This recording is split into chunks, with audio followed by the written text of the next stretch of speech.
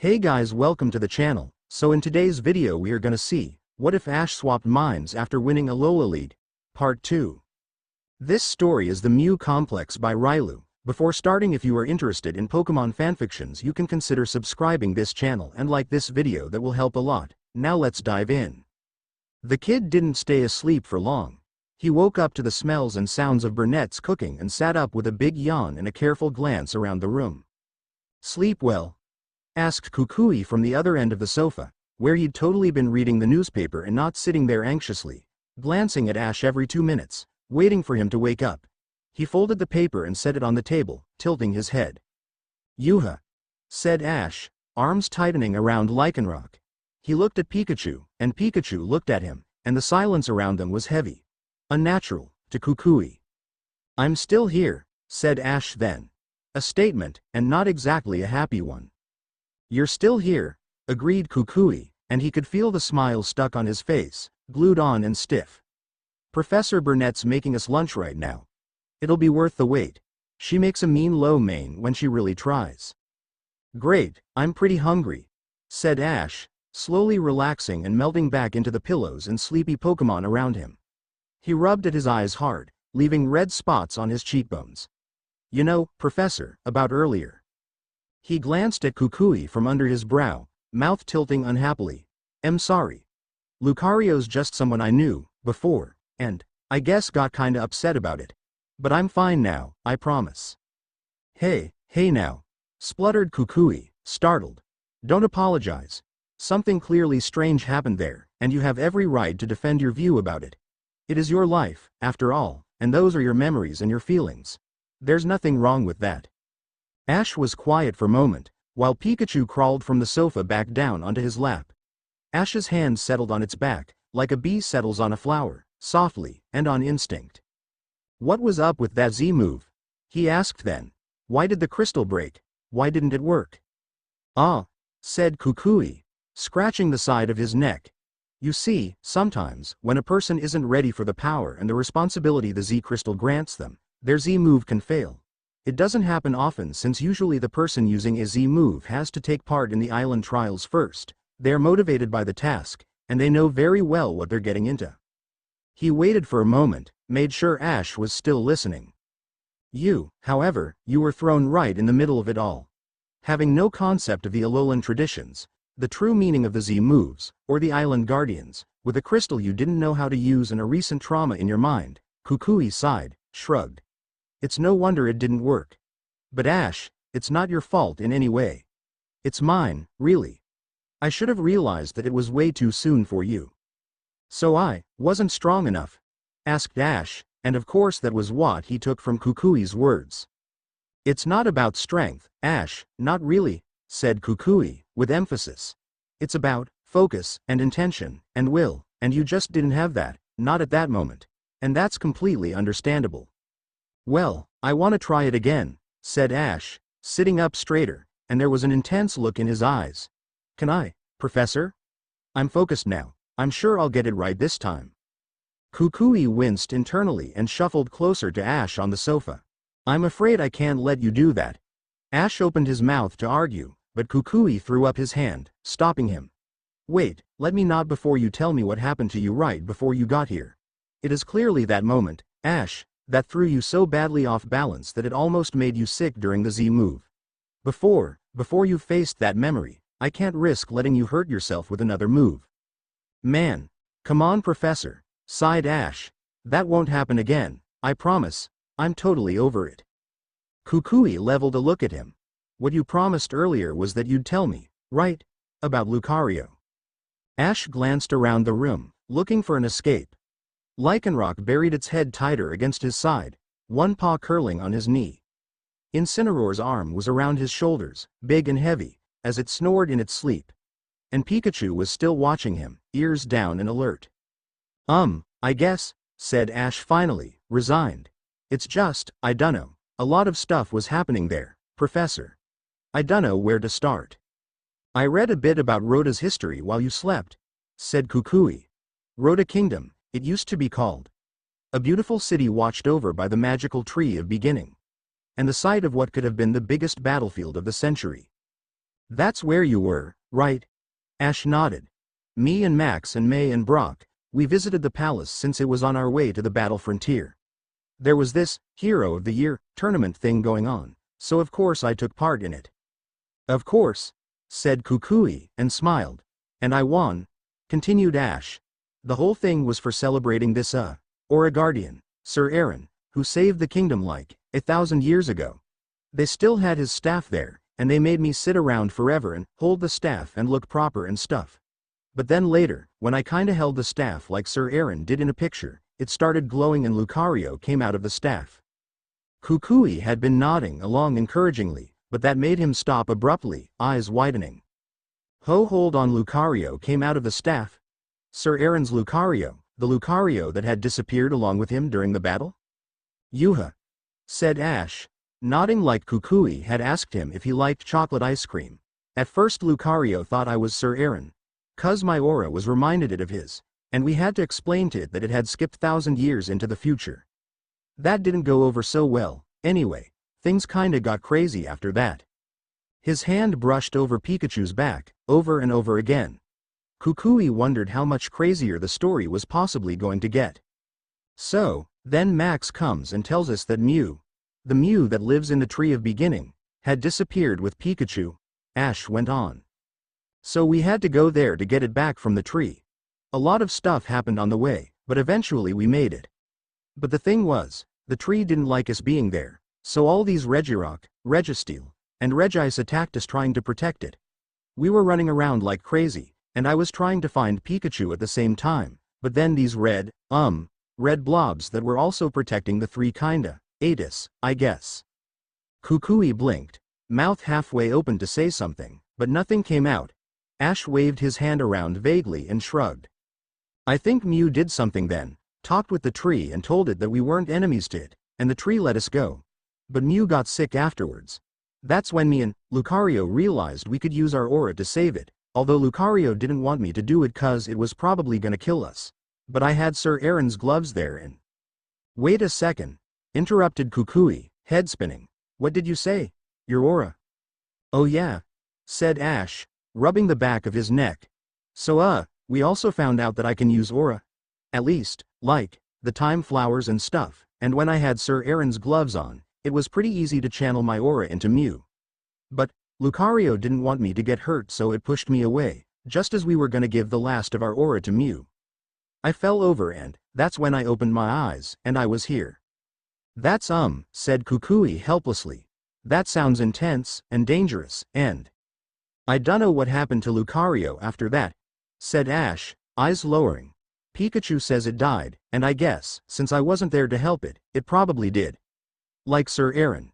It sacrificed itself for Mew and the tree and died. Pika, said Pikachu, the first thing it had said since Ash woke up. Pikachu Pikapi. It's alright, said Ash. I get it now, and maybe Mew sent me here 'cause it didn't want me to see that, or it knew I might have died too or something. Ash, said Kukui, voice hoarse and weak. I'm sure you did everything you could. And Lucario, it knew what it was doing. Whatever happened, it's not your fault. I really wanted to help Mew, said Ash quietly, and his eyes were shining, brimming with tears. Mew and the tree belong together. If Mew woulda died, so woulda the tree, and all the Pokemon that lived in it. I really wanted to help all of them. But I didn't want Lucario to.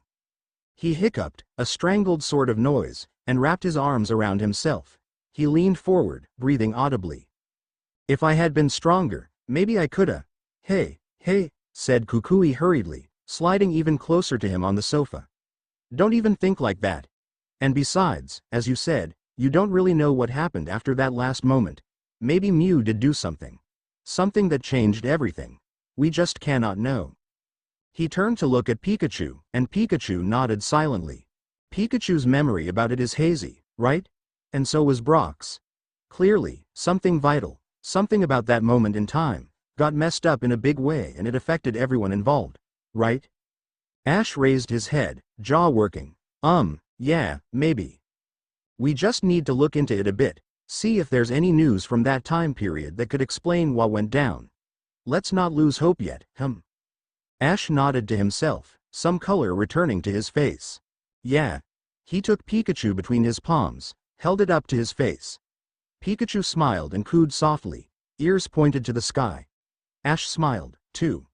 Yeah, you're right. Thanks, Professor. Kukui wasn't sure he deserved the thanks. He very much didn't feel like he'd done anything besides giving out meaningless words full of empty hope. But he would relish whatever meager comfort he'd given Ash. He'd just have to hope the things he'd said wouldn't come back to bite him in the ass later, when they found out what truly happened at the Tree of Beginning that day. "You boys ready for lunch?" asked Burnett then, walking towards the sofa with a tray full of steaming bowls of food. She was smiling brightly, but Kukui could see the strain, the worry, in the lines around her eyes. Ash nodded eagerly, yelling a thank you and getting up to fetch the bowls for his Pokémon. Burnett set the tray on the table and locked her eyes with Kukui's. "How much did you hear?" asked Kukui softly. "Most of it," she replied. She set the table and crouched next to it, speaking quietly. "Arceus, the things he's been through. But what he said about his aura." She glanced over her shoulder, made sure Ash was still busy feeding his team. "We've been kinda suspecting it. It fits with everything that is Ash. All the things he can do. All the things that just happen to him, while everyone else goes years, or a lifetime, without experiencing anything close to what he does. It means we were right." Kukui frowned deeply, leaned closer to her. "We? Who are you talking about, exactly?" "Lusamine and I," Burnett said, and the look in her eyes was grave. "After Nebby, well, we thought, that is something really special. Unusual. And the way the Tapu just gravitate around him. How the Z moves work with him. It's not normal. Him having a powerful aura, well, it just makes a lot of sense." "You've been discussing Ash with Lusamine?" hissed Kukui, and he was still too stunned with the revelations to really know if he was angry or just plain shocked and confused. "And you didn't think to tell me about this?" "It was purely out of professional interest in aura in general," Burnett argued in low voice. "The way it might be related to everything in the world, possibly even to the ultra dimensions. We were never going to." She bit her lip and pulled a smile back onto her face. Ash was standing next to her, bringing a jug of water for them to the table. Pikachu stuck on his shoulder like a second head. Burnett stood up, leveling a warm look at him. "Ready to eat now?"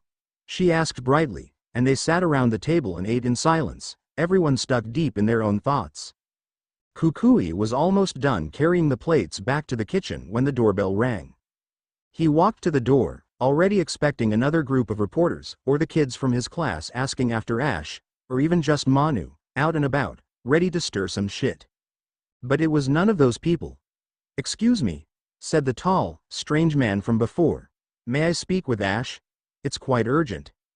Kukui stared at him, a frown settling deep into his face. He planted his arm to the doorframe, blocking all entry. "Who are you?" he demanded. "What do you want with Ash? You do realize I saw you earlier with the other reporters, and I do not want any of you near him, or our home."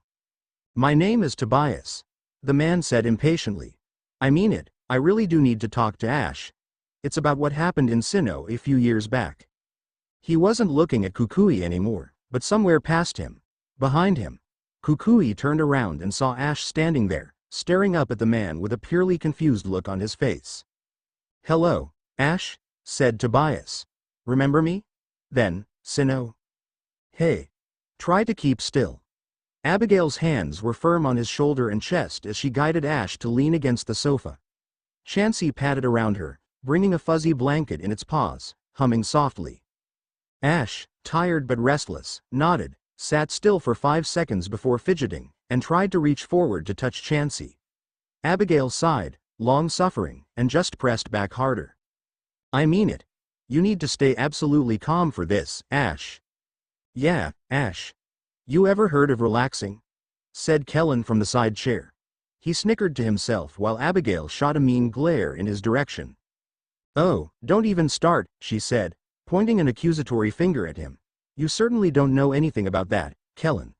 I seem to be remembering a time when, how was it? When you secretly worked for 2 weeks with a cracked rib and only came to me when you could barely breathe through the pain. You remember that time, maybe, Kellen?" Even Ash winced at her biting tone, but Kellen just crossed his arms behind his head and leaned back nonchalantly. "Come on. That was different. I couldn't just drop that mission, you know." It was rather important. Life or death, yeah. Big stakes, way bigger than few measly ribs. Ash nodded along, understanding the point the ranger was making very well, before something clicked in his brain, and he sat up with sudden indignant vigor. Hey, this is important too. He yelped, and Abigail's arms tensed as she fought to keep him in place. Jay's still got Mew, and we shouldn't just be sitting around doing this stuff while something could be happening to it right now. This stuff, said Abigail pointedly as she guided Chansey to Ash's side, will help you heal faster. And when you heal faster, you can do things faster, right? Like helping Mew, for example. Ash gnawed on his lip, thinking. Sure, but, now, said Abigail sweetly. Sit back, relax, and close your eyes. Chansey's gonna give you a half-an-hour healing therapy, and after that you should feel a whole lot better. This is something you got as first aid yesterday, too, and without it you probably wouldn't be walking around like you are now. She brushed a gentle hand along Chansey's head, and the Pokémon cooed softly. Chansey's incredible. We've been working on improving its healing skills to cover people too, and the progress has been great. A couple of more days of these sessions, Ash, and you'll only have a faint set of scars as a memory. Ash shut his mouth, looked at Chansey. Chansey gazed back at him, smiling kindly. Suddenly, Ash felt terrible for whining. Oh, I didn't know, I didn't remember that you healed me, he said quietly. Thanks, Chansey. Why Chans, Ash, finally giving up, relaxed against the sofa back and let his eyes fall shut. He was exhausted, but he knew that if he stopped moving, he would fall into deep sleep and miss a lot of time. A lot of important time. And that thought scared him more than he was willing to admit. But he also knew he needed this, and Chansey was willing to work hard for him, so it was time for him to stop fighting. Even for a short moment. He took a deep breath, felt for Lucario's familiar warmth from the other side of the room, and nodded. Okay, let's do this then. Chansey leaned forward, placed its hand on his chest and, Ash melted. The sensation flowed into him, encapsulating, overwhelming. He was wrapped in the softest pillows, in the warmest blanket. Tingling from head to toe and flying to the sky, light. The clouds carried him away, and he was out like light, sunken deep into a blissful, undisturbed sleep. Soft voices, familiar voices, dragged him slowly back towards awareness. He looks just terrible. What happened? Was that Brock? We're not exactly sure. He's healing fast, though. Nurse Joy said to give it a couple of days. That was Kellen, for sure. Hey, Lucario. You okay? I'm glad Ash got you away from Hunter J. May. That sounded like May. Ash, reluctantly, cracked his eyes open and got his vision full of Max's curious face. Nice hoodie, Ash, Max said. I like the pink color and yeah, looking real good there. Ash stared at him, dumbly, blinking the haze of sleep away. Max grinned. I'm only kidding. I'm glad you're okay, dude. Ash pushed himself into a better position, clearing his scratchy throat. Thanks, hey, guys. He looked around the room, at the people who had gathered there. May, sitting by Lucario's side, Brock, conversing with Kellen, his brow tight with worry, and Lance, leaning against the back wall with a thoughtful, grim look on his face, arms crossed in front of him. All eyes were on him the second he spoke. Ash, said May into the sudden silence, leaning closer and elbowing Max's arm not so kindly. How are you? Ash shrugged gingerly, waving his arm. Glad to see you, said Brock, stepping closer. He wasn't smiling, exactly, but there was comforting softness to his voice that instantly made Ash feel more relaxed. Safer. Brock continued. Hey, are you up to talking a bit about what's going on? I'm sorry to push this on you right away like this, but we don't have that much time. Ash shook his head, yawned so wide and hard it made his eyes scrunch shut for a second, and shook his head again. Brock's eyebrow rose, ever so slightly, and Ash coughed awkwardly. No, yeah, I'm totally fine. Let's just, his eyes caught something then, something small and unmoving, almost innocent in its plainness. Gray, and still, and as hard as rock. It was laid carefully in one of the plushy chairs in the room, partly covered with a worn blanket. Ash felt his mouth dry, and his heart lurched painfully in his chest like someone had just closed their fist around it and was trying to yank it straight out through his bruised ribs. It was Pikachu. Ash almost forgot to breathe, for a moment. His arms tensed, aches and pains forgotten, ready to launch himself to his partner. But his legs were no better than limp noodles, and his brain had screeched to a halt, and moving was suddenly impossible. "Ash?" asked Brock after a second. He stepped in front of Ash, blocking his view to Pikachu. "You alright?" Ash strained his neck to see around him, licked his cracked lips and mouthed, silently, desperately, "Pikachu." It was Lance who figured it out first. He stepped next to the chair, smiling at Ash. "Oh, hey, you're worrying about your little buddy here, right? Let me tell you, Ash, we have a plan for fixing this. That Regigigas you mentioned to Brock yesterday. Well, I think I know who you're talking about. Few calls and a short flight later your Pikachu's gonna be as good as new." Ash inhaled sharply, life returning to him in bouts. His leg bounced, suddenly restless, and he sat up straight. "No way, Lance, I have a thing. A plan. A thing ready, you know, I." Everyone was staring at him, and he shut his mouth with a click. Explaining it would be too hard, he decided. Would take way too long and would involve way too many questions he didn't want to answer to, right then. So, instead of doing all that unpleasant boring stuff, he planted his feet onto the carpet and stood up. May and Max and Brock staggered backwards, surprised and alarmed, before Brock leapt back towards him, eyes wide. "Whoa, Ash, maybe you shouldn't." "I'm fine," said Ash, dodging his friend's helpfully extended arm and backed away towards the door. "I really gotta go get this thing, though. So." His hand reached the handle, and he yanked the door open. "You cannot even move it on your own, Ash." The telepathy cut through every other thought in the room. Ash halted, grimacing. Lucario stared at him from across the room, red eyes shaded and serious. "Sure I can," said Ash, and he sounded petulant even to his own ears. "I can move it, I'm better now, I was just tired the last time." But he knew Lucario was right. The platform, the base or whatever that thing was that Jay used to capture and petrify her prey. It was extremely heavy, solid steel and rough-edged. Ash didn't quite get how it worked, anyways. It had come out of a small machine and expanded to fit Lucario on top of it, but after Lucario was out, it hadn't shrunk. And Ash, while he knew that at times he possessed strength way beyond what was probably normal, wasn't feeling exactly up to any weightlifting, right then. So, it might turn out to be a problem, after all. "What's Lucario talking about?" asked Brock, while simultaneously inching closer to Ash, closer to the wide-open doorway behind him. "What is it you need to move?" "Yeah, can we help you with it?" asked Max with a wide-eyed look, pushing up his glasses. Said Ash, and his eyes caught Pikachu again. His exhausted brain finally put two and two together and suddenly he grinned. "Actually guys, I just got a way better idea." Ignoring the group again, he marched across the room, scooped up the dead still bundle of Pikachu, fluffy blankets and all, and walked back to the door. "Ash," May called after him, but he was already out, running like his life depended on it. The platform had been haphazardly tucked behind the trash cans at the back of the center, some fallen leaves thrown over to mask the blood-stained gleam of the metal, but in the bright daylight the whole deal looked way more suspicious than what Ash recalled from the previous night. Not that he recalled much from that night. "All right, Pikachu," he muttered, setting his buddy on a patch of grass next to the trash cans. "Won't take long now, I promise."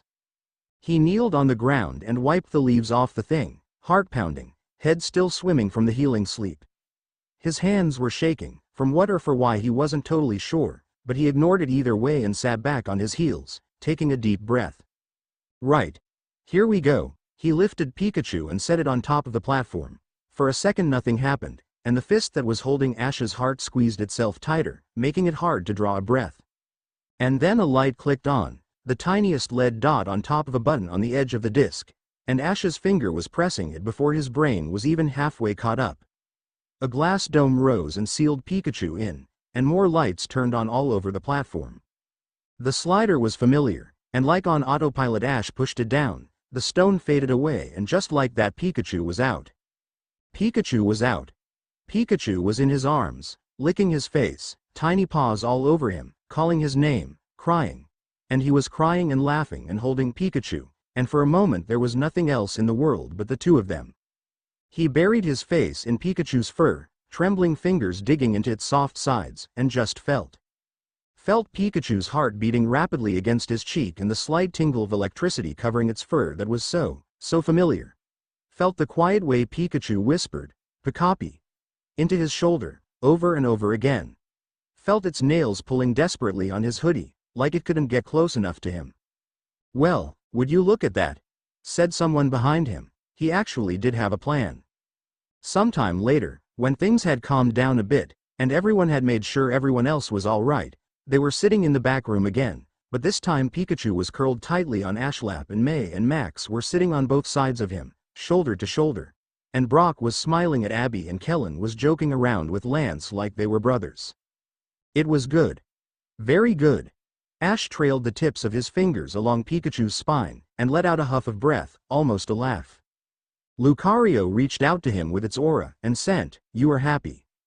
"Of course I am," said Ash, grinning. "We're all back together." May and Max grinned at him. Lucario nodded sagely. "You are so much stronger when you are like this, Ash. Your aura, I know it now. You draw power from other people. Now, you burn bright, like the sun like Aaron did, when..." It stopped speaking abruptly. Ash's smile froze, hands pausing on Pikachu. Kellen and Lance had fallen quiet, their lips forming thin lines as their eyes flicked from Ash to Lucario and back. "Lucario?" asked Ash, suddenly uncomfortable with all the attention directed at him. "Ah, I apologize." Lucario continued slowly. "When Aaron died, that was when he was at his strongest. Aaron was always a solitary person. He enjoyed learning and training more than anything the city or the townspeople could offer him. But he always trained for other people. It was his dream, to protect the kingdom. That is what he spent his whole life training for. And that is what he gave Mew and the Tree of Beginning, that faithful day. Everything he had, and more." Lucario lowered its head, and Ash could feel the grief washing over him, paralyzing in its magnitude. It reminded Ash all over again that for Lucario, it had barely been days since it lost everything it ever knew, and even less since it found out Sir Aaron had died so it, and everyone else, could live.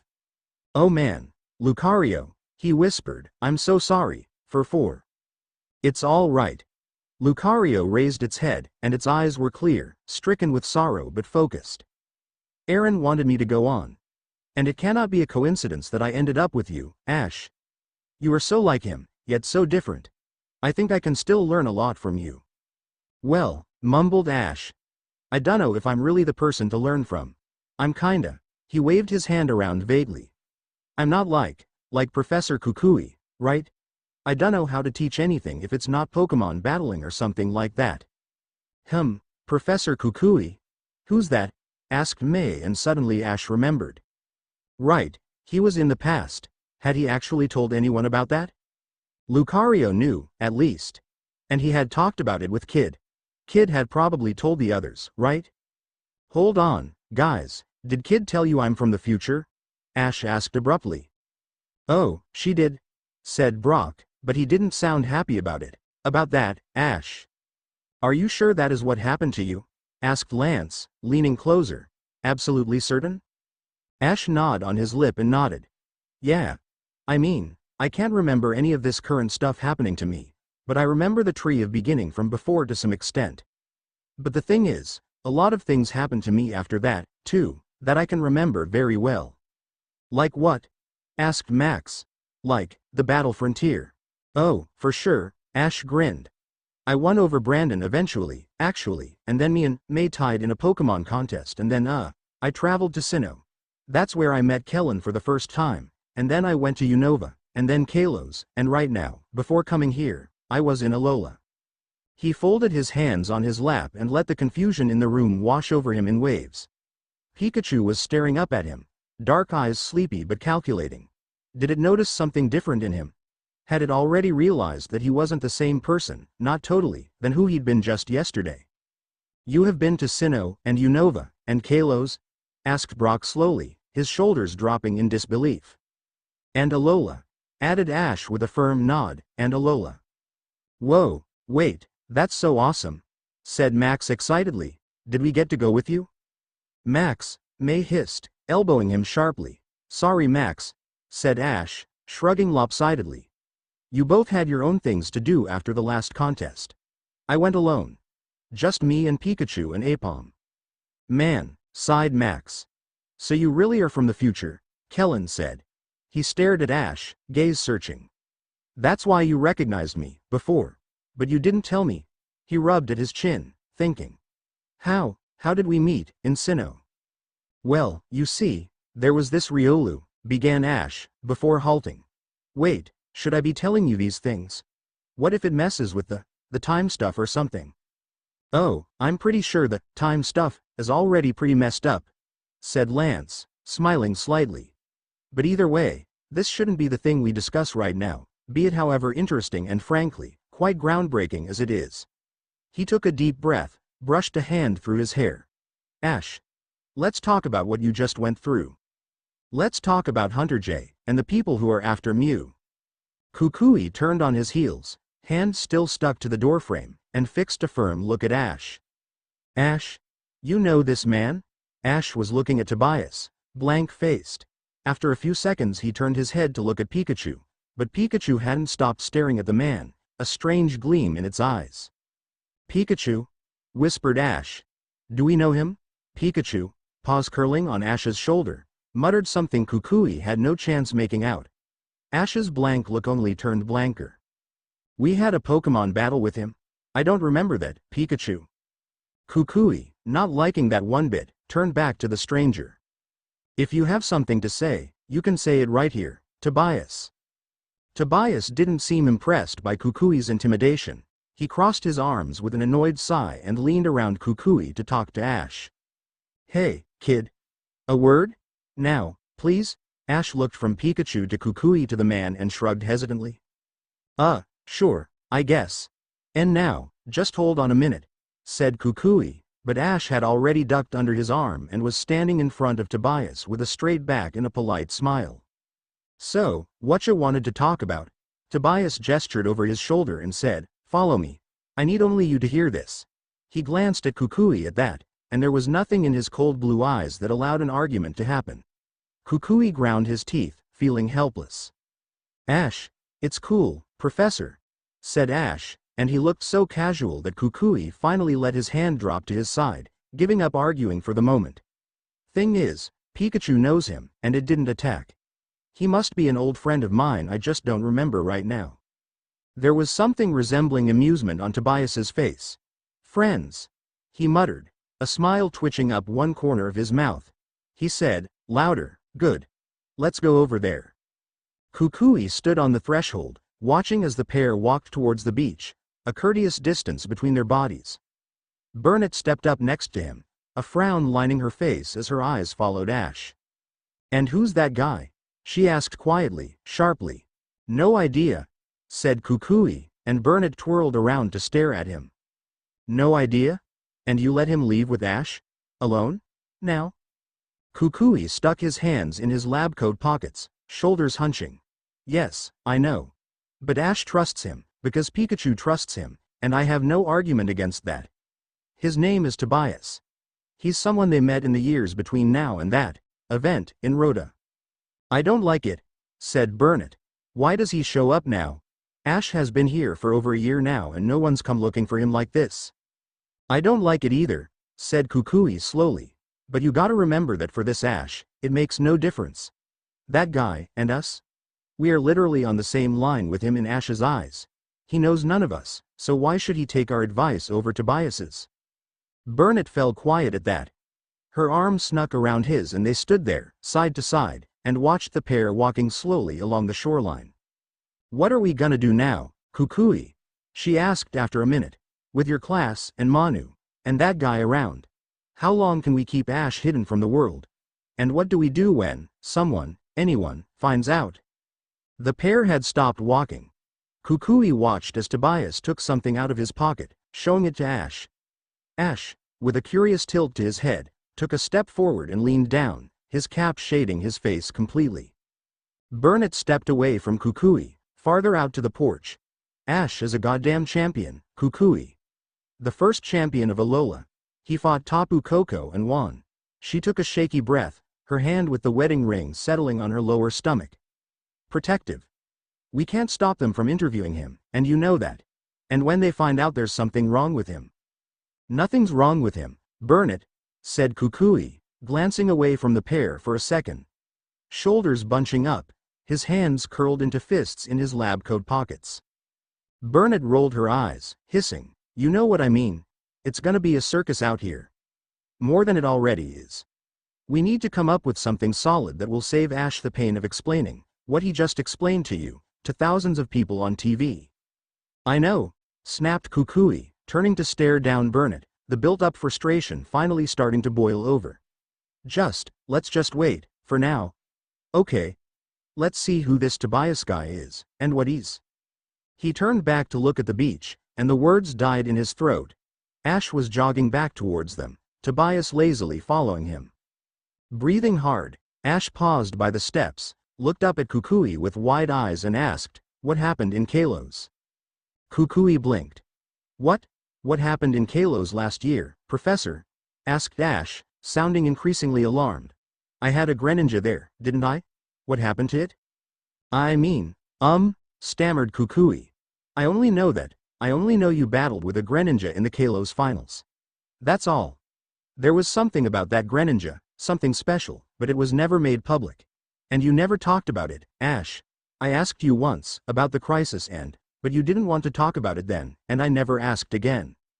He looked at Burnett. Honey? Do you know? Burnett shook her head, face pale. I'm sorry, Ash, I just don't know. You have never spoken about it to us. Ash swallowed hard, looking at Pikachu on his shoulder. Pikachu? Pikachu looked tense, apologetic. Pie, Pakaka Pikachu. Pikachu Pika Pie. Ash gnawed on his lip, falling quiet. Kukui cleared his throat, eyeing the slowly approaching Tobias suspiciously. What on earth did Tobias say to you? Why do you need to know this now? Greninja is still in Kalos, said Ash, instead of answering. Pikachu knows that much, but it could be anywhere in there. Ash scratched the side of his head, twitching anxiously. How big is Kalos, professors? Do you think I could go there and find? Ash, said Kukui sharply, why do you need to know? Ash stared at him, wide-eyed, for a moment. He looked at Pikachu and at Burnett. And then, he turned and looked at Tobias, who had reached his side again. Tobias scoffed. I can take Ash to Kalos, he said plainly. There's something we need to check out, just in case. Kukui couldn't wrap his head around that sentence. It bounced around in his mind, turning over and over, but the words just did not make any sense. And even less sense made the fact that Ash was still just standing there, saying nothing.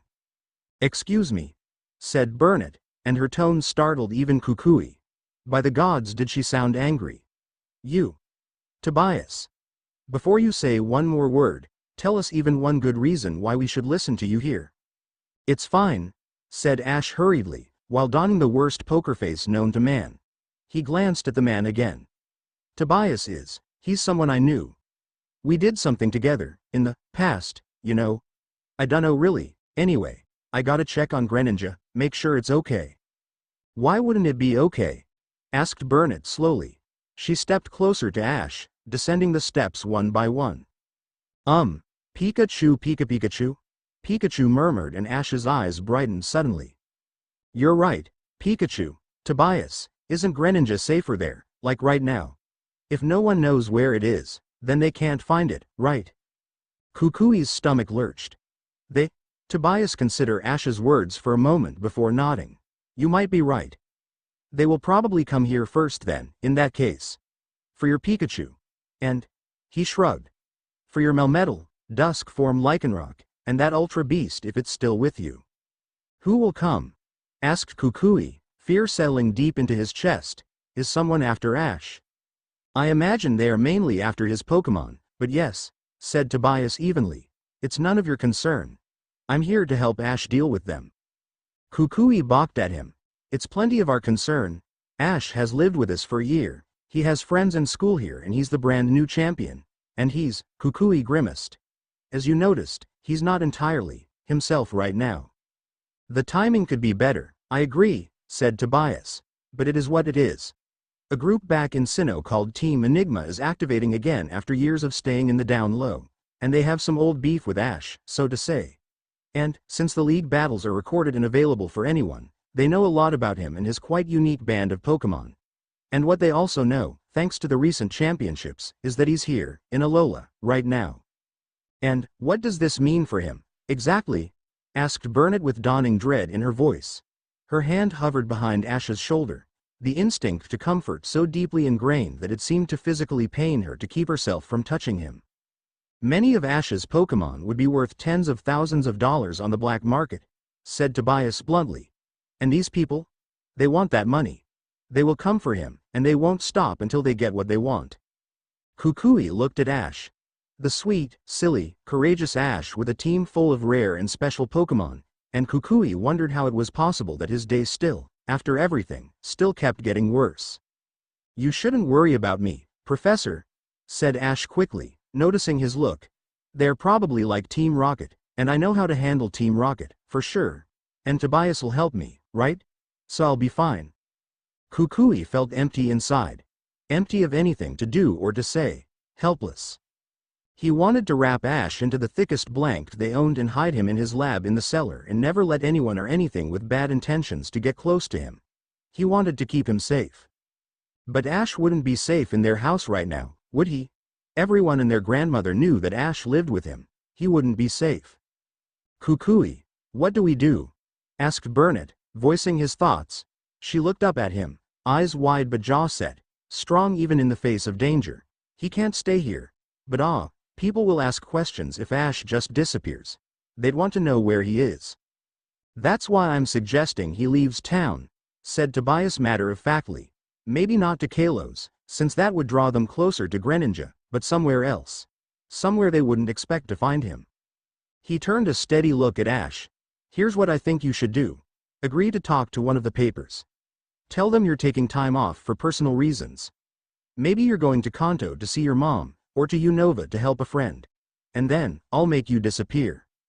Then, Sinnoh. So, listen up everyone, said Lance. Once Ash had very briefly, very vaguely explained what went down between the roof caving in at the Tree of Beginning and him waking up at the Pokemon Center the next morning. Lance slammed down a map and a stack of documents on the table and leaned over it, hands braced on the table's edges. As you all know, except you, Lucario, forgive me. We only just wrapped up the massive operation that was taking down Team Magma and Team Aqua. One of the biggest ops the G-Men has ever done, and gods know we'll be cleaning up that mess for a long time to come. But I got my team on the case, and while they sort that out, I have for the past few weeks started looking into the huge, stinking pile of S. He coughed, and his eyes flicked from Ash to May to Max. Dirt, that is Pokemon Hunter J, and here's what we've got so far. He pointed a finger at one of his documents, a long list of something, but the names and numbers on it meant nothing to Ash. He leaned closer anyway, Pikachu crawling up onto his shoulder. These are recordings of Hunter J's activity over the years, Lance explained. Mostly, they are civilians reporting their Pokemon getting stolen by her. Some are deals that fell through due to police involvement or other disturbance. Some are just sightings of her around towns or camps. But what my point is, and what is so interesting about these is, he paused for a second, his finger sliding down the list only to land on a specific date at the very bottom. Here. See? Something happened here. Nothing's been heard from her in months. For a bounty hunter as successful and brash as she is, that is quite unusual. So, asked Brock, what do you think happened? Lance stood up straighter, releasing a long breath. Well, we had a few theories about that. She's got a lot of enemies, and that's no secret. Maybe she got whacked. But no, as it turns out, what she was actually doing was spending a few months in the down low tracking down a very big catch for a very big prize. Mew, said Ash, hands curling into fists on the tabletop. Exactly, said Lance. Mew. And for her to accept a deal that impossible, that tricky, the payment must have also been ungodly large. No one just goes out there and catches Mew. It might take years to even spot one. But, sadly for us, Hunter J is frighteningly smart. Like you told me, She had tapped Kid Summer's equipment and followed her around on her missions, and she got lucky, that bastard. Lance, said Abigail, rolling her eyes. But, said Lance, raising his voice, what this tells us about her client is that they are powerful, they are interested in rare Pokemon, and they are scarily rich. There aren't many people who fit that description, so the good news here is that we already have a rather good idea who they are. Really? Asked May, sitting up with a hopeful smile. Who? Lance took out a set of blurry pictures, spreading them on the table. There's this organization called Team Enigma, and this is Saga, the team's leader. He pushed one of the pictures on the table, showing a beautiful blue-haired older woman with sharp, intelligent eyes. Without going into too much detail, she is an exceptional businesswoman, and she owns a legitimate charitable organization called the Saga Foundation, that functions as a front for everything evil and twisted behind the scenes, including, but not limited to, the theft of valuable Pokemon. And you think these guys paid Jay to catch Mew? Asked Ash. A lot of Lance's explanation was going over his head, but he was pretty sure he got most of the important stuff, so that was good. 99% sure, yeah, said Lance with a nod. The Foundation is a real thing. They research and organize old Pokemon scriptures, dig up mythical items they then restore and present to the public, things like that. It's mostly funded by public and private donations and Saga and her family's own money. And Saga, according to some sources, has been having some health issues in the recent years. She's not totally unknown to the public, but she keeps a low profile. Her public image is very carefully crafted. No one would expect her to be corrupt, and the police is very unwilling to look any deeper into a reputable charity organization. He sighed and looked down at the documents and pictures. And the fact of the matter is, so far we got barely anything on her. Our plan now is, and Kellen actually came up with this, is to either try to buy something from her or sell something to her. Something stolen and illegal that we can then use to incriminate her with. The problem here is that Saga never shows her face during a deal, so we'd need something to happen that would require her to come to the scene herself. We just don't yet know what that something is. Lance looked around the room, his eyes settling on Ash. Ash, uncomfortable and not knowing what was expected of him, swallowed thickly. Man, this stuff's so complicated, he said miserably. Do you guys mind if I go outside for a minute? Oh, said Lance, sounding a little disappointed. No, sure, go ahead. I can talk this over with Kellen and Brock, if you'd like to stay and listen. Brock nodded, looking like he was genuinely interested. Ash jumped up, restless and ready to go. May and Max, you want to come with me? He asked. We could go for a walk or something. Oh gods yes, said May emphatically. I'm in, agreed Max, rubbing his eyes behind his glasses and then hiding a yawn behind his palm.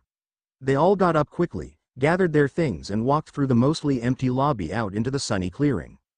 Fresh air hit his face, the smell of a forest strong in the air. Man, this place is great, said Ash, looking around properly for the first time since he arrived. He breathed in deep, looked up at the wind-blown treetops that almost hid the clear blue sky behind their thick branches. Sun was filtering through the gaps and there was a sort of freedom in the air, a promise for an adventure still ahead, that made Ash want to just bounce on the balls of his feet and sprint into the unknown without looking back. Yeah, we're pretty much in the middle of nowhere, said Max, holding his Pokédex in one hand. Like as deep in a forest in Sinnoh as you can get. It's pretty nice here. There's a lake over that way, I think, said May, pointing along one of the less traveled paths that weaved its way away from the Poke Center into the forest. Awesome, let's go there, said Ash excitedly, and without waiting for his friends to agree he was already on his way. Pikachu jumped off his shoulder and led the way, its clever paws flying on the gravel.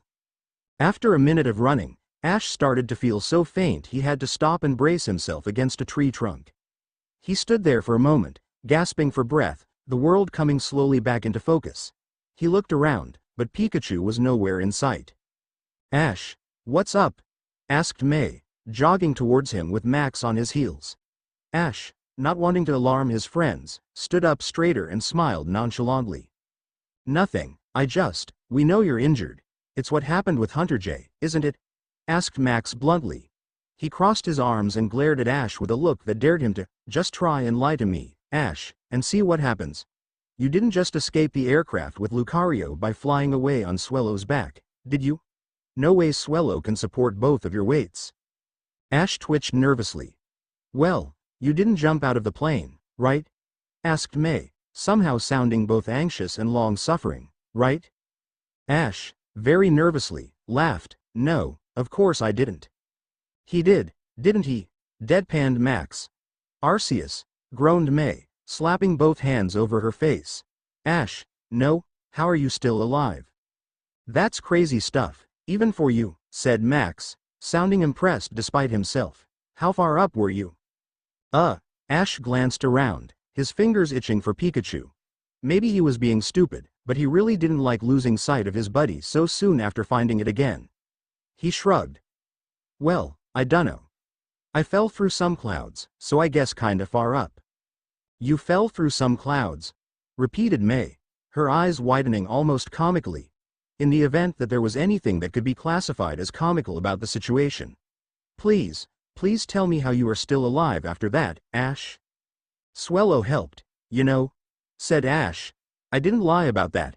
But Lucario also did some aura stuff with me, and we dropped into this pond all smoothly. Didn't hurt one bit. Max and May stared at him looking a bit skeptical, unfairly skeptical, in Ash's opinion. And half of your body is covered in bandages for no reason, then? Asked Max. All that happened before the aura stuff, said Ash. Anyway, can we move on? I really want to find Pikachu. It ran off and didn't come back, so I'm getting a little worried. May still had her eyebrows raised way up to her hairline, but she nodded. Fine. Let's leave it for now, but once we find Pikachu, I'm expecting to hear the rest of it, alright? Alright, said Ash, happy to drop the subject. He turned on his heels and headed deeper into the forest, eyes flicking around searching for the splash of yellow that was so familiar. Pikachu, he called, and almost tripped on some strange gadgets that were laid across the path. He stumbled forward and came face to face with a very startled James.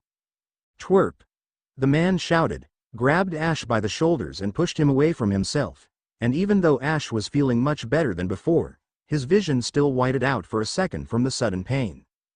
James? He groaned, holding his arm. Team Rocket? Why is he here? Yelled Jessie, peeking her head up from the bushes, her pink hair covered in fallen leaves. He was supposed to be in Kanto, said Meowth from the other side of the path, holding a thick metal wire in its paws. Wobbuffet, said Wobbuffet. What are you doing here? Demanded Ash, annoyed and worried. Did you do something to Pikachu? Oh, you're asking what we are doing, said Jessie, and her smile was dangerous. Well, here's the thing, Twerp. You better prepare for trouble. And make it double, to protect the world from devastation. To Uni, hold on, said Meowth, cutting of James. What did he say about Pikachu? James shook his fist towards the Pokémon. How dare you? Just listen to me, idiot, Meowth snapped. We don't got his Pikachu, correct? But his Pikachu is apparently missing, so where is it? Oh, said James, and that was the last thing Ash heard before he had sprinted off into the forest again, leaving the group behind. Ash, wait, called May. She and Max had again caught up with him and were glancing over their shoulders in confusion. Was that Team Rocket? Asked Max. How are they here? Dunno, said Ash, out of breath again. He slowed down to an easy jog, noticing marks of struggle in the surrounding forest that looked recent. Snapped branches way up into the trees and down into the bushes, like something big had crash-landed there. He muttered, what do you think happened here? He stepped off the path and trudged into the bushes, May and Max following him closely. Hello? He called.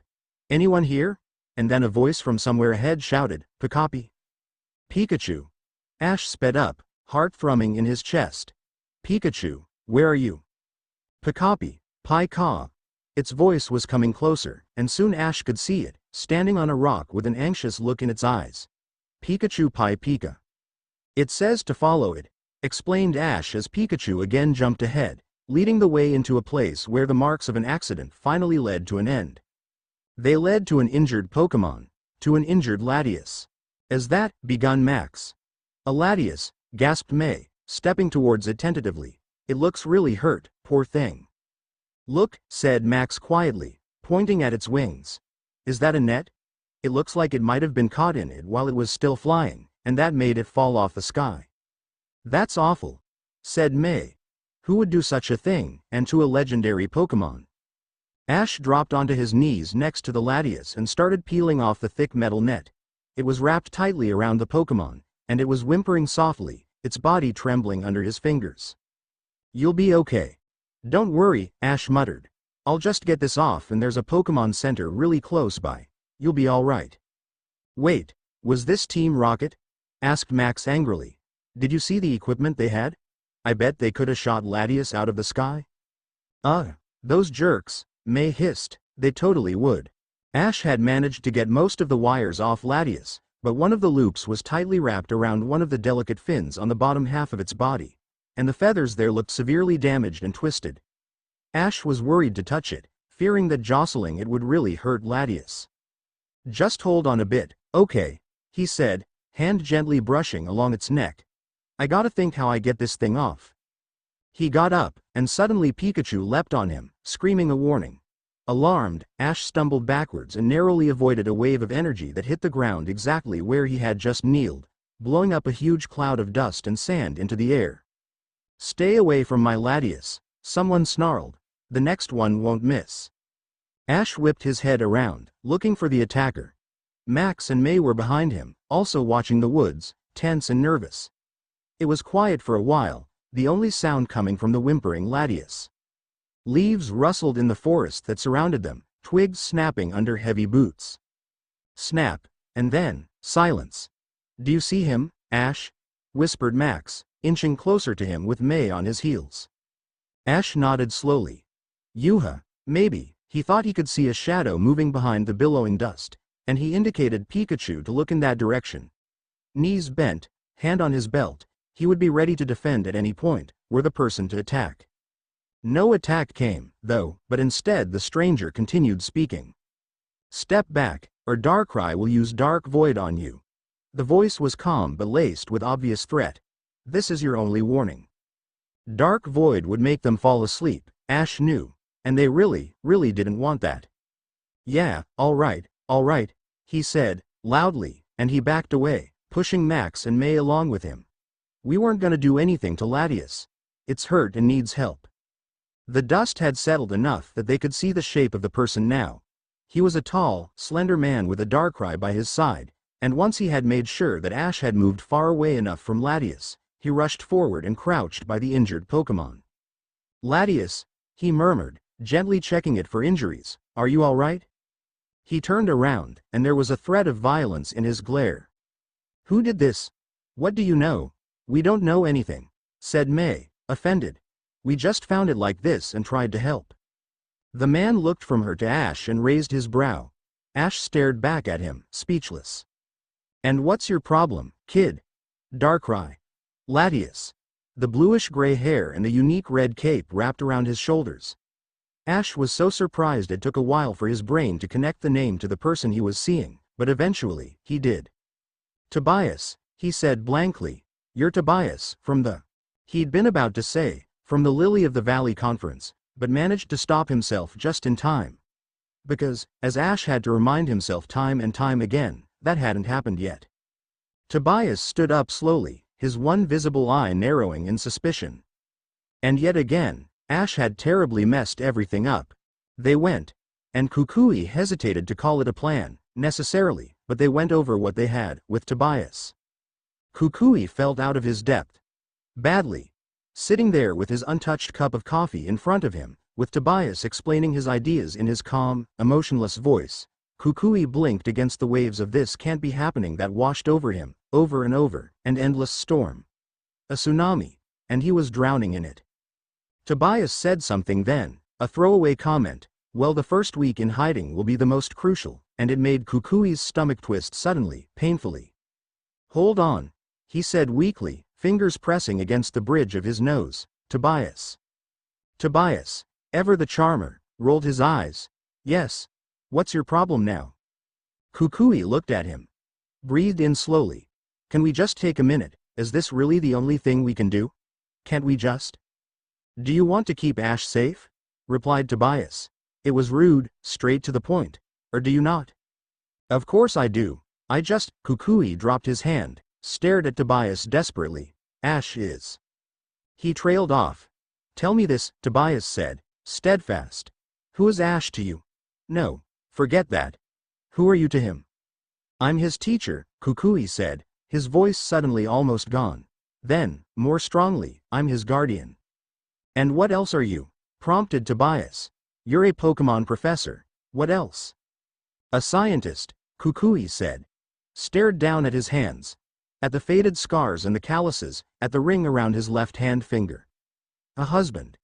He thought about Manu, suddenly, for whatever reason. Thought about the masked royal. He looked up. A performer. A battler. Tobias looked satisfied with that. Good. Now, drop the sappy crap and pull yourself together. It's only a temporary threat we're dealing with, and you won't even need to do a thing. I'll handle everything after today. I know, Kukui said, not sure if he did. He tried to make himself believe. I know. Everything's just moving so fast. I get it, Tobias said, slow and steady, firm. But whatever it is you're struggling with, can be dealt with later. I think we both agree getting Ash out of Dodge is the priority here. Now, can we get back to the plan? Kukui nodded, his feet solidly on the ground and his head feeling clearer. Ash is the priority here. Yes. So they did. Tobias fixed his piercing gaze at Kukui while Kukui ground his teeth together and forced himself to focus. Look it over, once more, Tobias said. You know Ash the best. Do you think we can pull this off? Kukui stared down at the notes Tobias had written. Lines of neat, deliberate handwriting stretched across the paper, indicating what the reporter would ask, how Ash would then reply. Vague answers to vague questions. It seemed ingenuous in its simplicity, but Kukui wondered if it would be enough. If the people of Alola and the people after Ash would believe it. If Ash was focused enough to go through with it. Kukui's voice lingered in the air, going nowhere. He looked up at Tobias and sighed. Look, Tobias. All this planning, none of it will matter if Ash gets distracted and blurts out something he shouldn't. He's, not particularly good a liar. He thought about the presentation Ash had tried to give with the help of Rotom Dex. The complete disaster it had been, until the boy had stopped pretending, and had started talking from his heart. Tobias seemed to be thinking about something similar, too. We'll keep it short, he agreed. And let's get a reporter we can trust. They need to be someone who would agree to do a pretend interview like this, and not go behind our backs spreading rumors. Someone who will edit out parts if asked to do so. Do you know anyone here like that? Kukui dug his fingers against his temples, hard. He shook his head. God damn it. Manu will do it, he said sourly, after a moment. If we offer him something good enough in return. And I happen to know exactly what he wants. Good, said Tobias. And, Kukui added, shrugging tiredly, if we don't involve Manu ourselves, he's gonna get involved anyways. He will be all over our business until he's found out every last detail of Ash's alleged departure. So it's better to just include him right from the beginning, I think. Tobias nodded before sitting up, suddenly alert. A second later, the front door clicked open and Burnett walked in, eyes sharp, hair astray. She glanced over her shoulder, where Ash was still outside playing with his Pokemon, and then pressed the door shut behind her. She shared a long look with Kukui before speaking. You two done? What did you decide? Ash will talk with Manu, Kukui said. His tone must have revealed all the discontent he was feeling about the decision, and he could see Burnett's whole face twist with it, too. He raised a hand before she could argue. I know. But Manu is the only one we can trust to go on with a lie like this. To keep a secret like this. It's simply too good a deal for him to turn down. He helps us with this, and I promise him the interview of his lifetime once this mess is over. Burnett sat down on the other edge of the sofa, her posture tense. Her lips pressed into a thin line before she nodded, said, Fine. But I hope you know what you're getting yourself into. You two can argue about it later, Tobias said sharply, stopping Kukui from answering. Now, I won't tell you the details of where I'm taking Ash, just to be sure, but I'm thinking Unova. It's far enough away and has cities big enough to make it hard for anyone to track our movements. I have contacts in Unova, too. We can make it work. Kukui nodded. He didn't like it, but it'd have to do. Anything that'd make Ash stay safe, he'd agree to. But Burnett shook her head, to both of their surprise. She smiled, just a little. Just enough to reassure Kukui with her confidence. Actually, she said to Tobias, I might have a better idea. A few hours later, in the hallway outside Manu's office at Sports and Pokemon, Kukui was staring down the reporter with his arms crossed in front. If we're gonna do this, everything needs to happen on our terms. Everything, you understand? Manu chewed on his gum, open-mouthed and obnoxious, and grinned. Man, you must be in some deep shit to be this desperate, he said, amused. What happened to all that bluster from this morning, But sure, pal. I'll play out your little script and pretend the golden boy of Alola is off to a perfectly normal trip to God's nowhere, if that means you're going to stop being a little bitch in the future and actually give me an exclusive interview. And this time, it's gonna be on my terms. At Kukui's stare of death, he just smiled wider. That was the deal, wasn't it? Yes. But Ash is off limits, said Kukui. His hands felt freezing cold, and he tucked them closer against his body, his fingers curling into tight fists. Even after this current situation blows over, I am not promising you an interview with Ash, only with me. Sure, that works fine, said Manu pleasantly. What's the timeline for this deal, then? 2 days? A week? Kukui stayed silent, and Manu's eyebrows rose. A month? Really, that deep? I'm not sure, admitted Kukui. He breathed out through his teeth, frustrated. Manu's face settled into something unreadable as he stared up at Kukui. Hey, what's going on, my man? He asked, and if Kukui wasn't inclined to always expect the worst from him, he might have thought Manu sounded almost concerned. The kid needs an alibi for something? Manu shook his head to himself. No, you need him out of Alola for some reason? It's none of your business, Manu, said Kukui curtly, and it won't matter how long it takes. When it's over, I promise you'll get your end of the deal. I just need you to leave Ash out of it. Manu eyed him for a moment before shrugging. If you say so, and I'm good for it, man. I don't break deals like this. You can trust me. He patted his chest, where curls of black hair were sticking out from under the too-open collar of his flower-patterned shirt. Scout's honor. Good, said Kukui, turning away. Let's do this, then. Ash was fidgeting. He sat stiffly on the chair Manu had offered for him, hands curled around a very uncomfortable-looking Pikachu. Every few seconds, his feet shifted on the floor, or his hand went into his hair, or he looked to the side, at Kukui, with widened eyes. And Kukui just smiled at him, and gave him a thumbs up, and prayed that nothing would go too wrong. So, Ash, what do you want to say to your fans that will surely be disappointed to see you leaving so suddenly? At Manu's question, Ash jumped and grinned awkwardly back at the camera. Well, I'm gonna be away for long, I'm gonna come back, for sure. So no one should worry about that or anything. His hand curled a bit tighter around Pikachu. No one should worry about me, or my Pokemon, or anything. Right. He turned to stare at Kukui again, and Kukui felt the intense need to jump in front of the camera and just hold him. The need, it pulled in his chest, tugging, demanding. He didn't do it, though, because Manu was also looking at him, dark eyes flicking under his brows, and he said, under his breath, all right. Let's keep in just the first bit of whatever that was.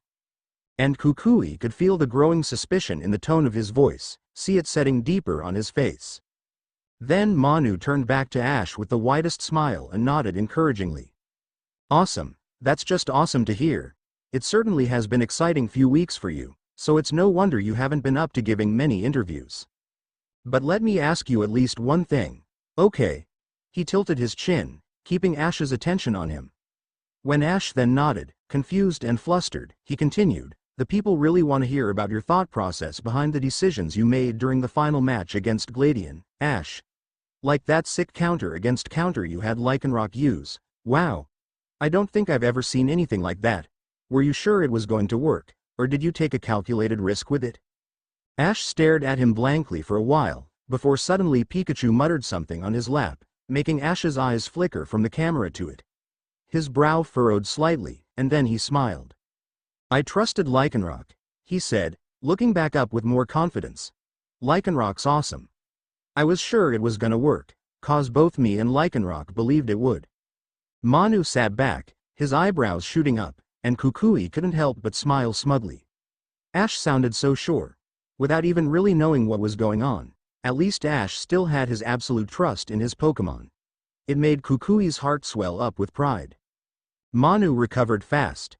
Well, that does make sense, if you think about it. Some people have been saying they think the reason the Z moves you perform are so powerful is because your bond with your Pokémon is uniquely strong. And what I mean with that is, stronger than is normally considered possible with your limited experience and age. Manu cocked his head. Any comments about that? Kukui winced. The interview was sliding off topic, and he really just wanted to grab Ash and get out of the building as soon as possible. Ash looked at Pikachu again, but it stayed silent. Man, he rubbed the back of his neck and grinned at the camera. I just really like Pokémon. My Pokémon are the best. Grovyle and Swellow and, Lycanroc and, He looked at Kukui again, slightly panicked. Kukui, standing helplessly behind the camera, just gave him a thumbs up again. Incineroar, Ash said, remembering. He waited until Kukui nodded, and continued, Melmetal and Rowlet and Naganadel. I really like all of them. So I guess that helps with making our moves super strong. Manu looked utterly confused by the nonsensical answer, for a short while, before shaking it off and replying, sure, that makes sense. But oh, look at that, unfortunately our time is running out. Maybe we can continue from here after your trip, Ash?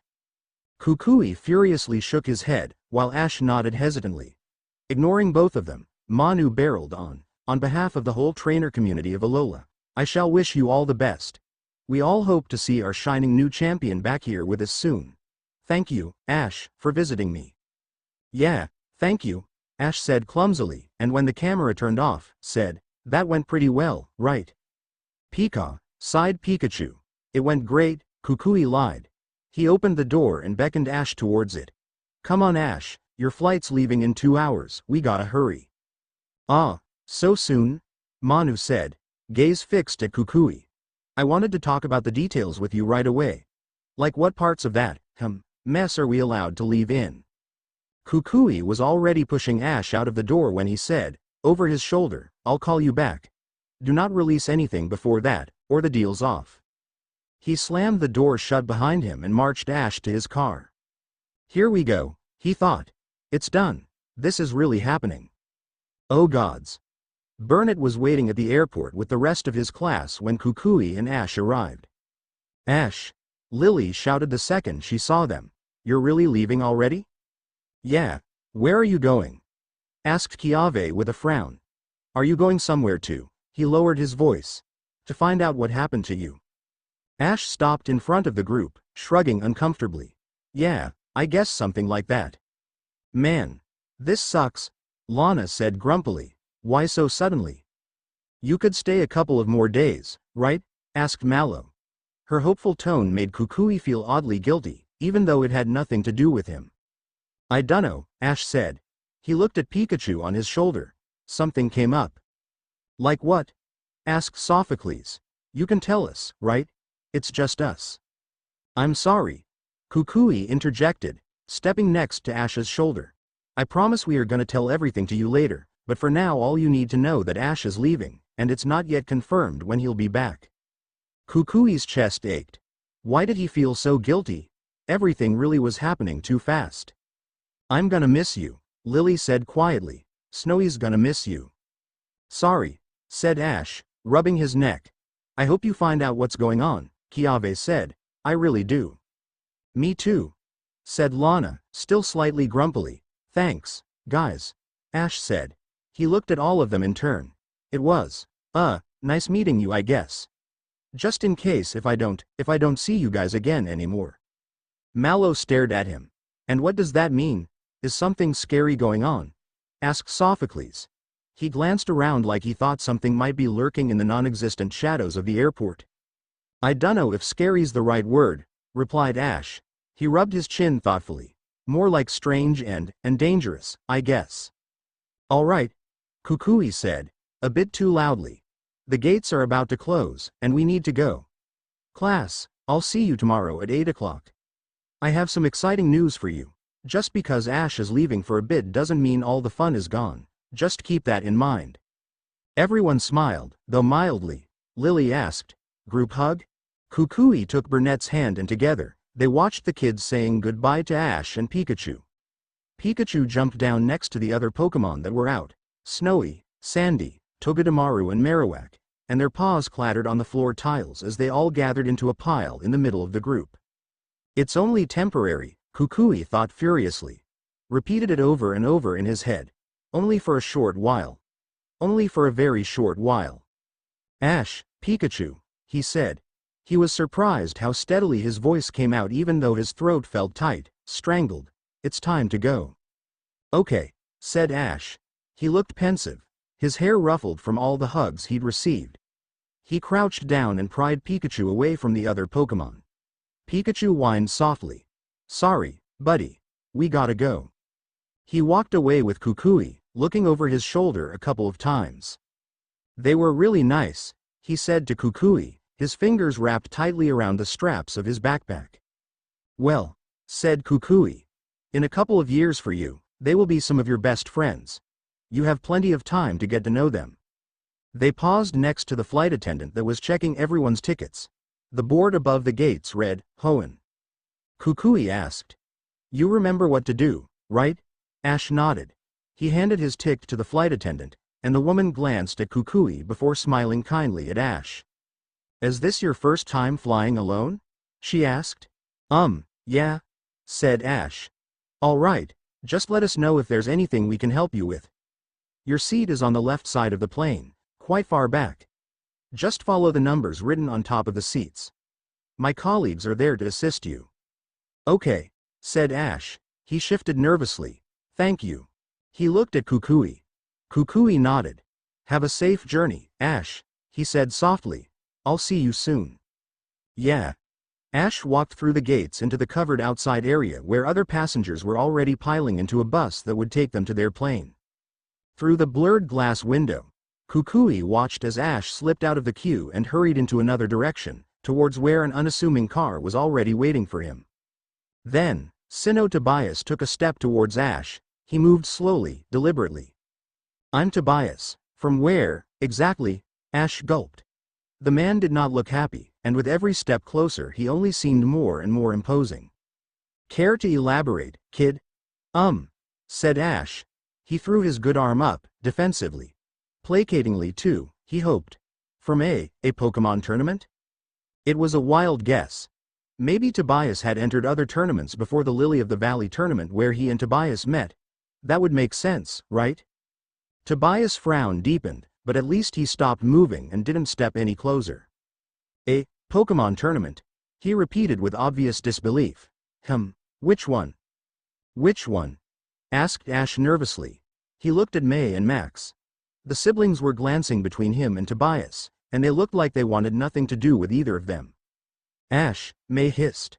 "What's going on?" Maybe you should answer her question, Ash," said Tobias. His Darkrai stepped up next to him, and he held out his hand, keeping it back. The threat, however, was obvious. Ash huffed, attempting to mask his nerves. His fingers curled anxiously over the pokeballs on his belt. "I dunno. I guess I just recognize you from somewhere," he said. His words came out rushed. "Is that really so weird?" Tobias drew back a bit, straightening up to his full height. "Recognizing my face, yeah, I could believe that, but you should have no business knowing my name, too. You must be working for someone, no matter how you're just a little kid." "Ash," said Max, preemptively. "Huh," said Ash. "Oh." Max looked at him weirdly. "I thought you were gonna get mad at him for calling you that." Ash scratched the side of his head. May ran a hand down her face, saying, "Max, kindly shut up." "I'm not working for anyone," Ash said to Tobias then. "Why would you even think that?" "I just told you," Tobias said. The coldness of his voice was unreasonably intimidating, in Ash's opinion. "You have too much knowledge about me. When, and how did you learn my name?" Ash had nothing. No clue what to say. He might as well tell the truth about time traveling instead of attempting to make up something and lie. Both options would be equally bad and sound just as unbelievable, anyways. And Tobias wasn't a bad guy, right? He would probably get it. Ash then began. Well, this is gonna sound really weird, but... Latius whined then, from behind Tobias. It was a heart-piercing sound, high and anguished, and it sent cold shivers down Ash's spine. It made his skin prickle and his fingers tingle with needles, like the aftereffects of real physical pain. Tobias turned around and dropped onto the grass next to it. Latius, he said in a hushed tone. I know, I'm sorry. Here, let me. He grabbed a Pokeball and recalled the Pokémon. Still kneeling, he looked up to Ash with an unreadable expression. Where is the closest Pokémon Center? Ash's shoulders relaxed. Tobias had priorities too. And that meant they would have a truce, at least temporarily. We can show you, he said, and smiled. Just follow us. Brock was sitting outside of the Poke Center when they arrived, and he jumped up when he saw them. Hey Ash, guys. He called. How was your walk? His gaze skirted over them and landed on Tobias. Brock's smile faded, settling into something unreadable. And who's your friend? Is Nurse Joy around? Tobias asked, instead of answering. He strode right past Brock, offering him nothing more than a passing glance. Ash hurried after him and smiled sheepishly at Brock. It's a long story. He ducked into the Poke Center after Tobias. The man had walked straight to the front desk and was talking to Abby, Latius's Pokeball in his hand. I need it healed as soon as possible, he said to Abby. Abby smiled brightly. Of course, please, go take a seat, this will take about a half an hour. She tucked the Pokeball into a tray and was about to turn around and carry it to the back room when she noticed Ash at Tobias's heels. Oh, Ash, welcome back, she said cheerily. Perfect timing. Lance was just looking for you. Ash leaned against the counter next to Tobias, slightly out of breath. Oh, okay, he said. Where is he? Lance, said Tobias, half under his breath. You don't mean? Ash looked at him curiously but didn't have time to say anything more when Lance stepped out of the back room. He paused on his tracks, staring at Tobias with open shock for a second before masking it under a blank face. Tobias stared back, his fingers pressing white-knuckled against the countertop. Slowly, Lance looked away from the trainer and at Ash. Hey, Ash. What is going on? He sounded odd, serious, controlled. Like someone who's eerily calm, moments before exploding into action. Ash felt his heart suddenly race, his body on high alert, though he couldn't exactly say why he felt that way. Pikachu, too, bristled with nerves, traces of its electricity tickling Ash's cheek. He stumbled through a sentence that didn't make much sense. I in the forest we just met. Lance.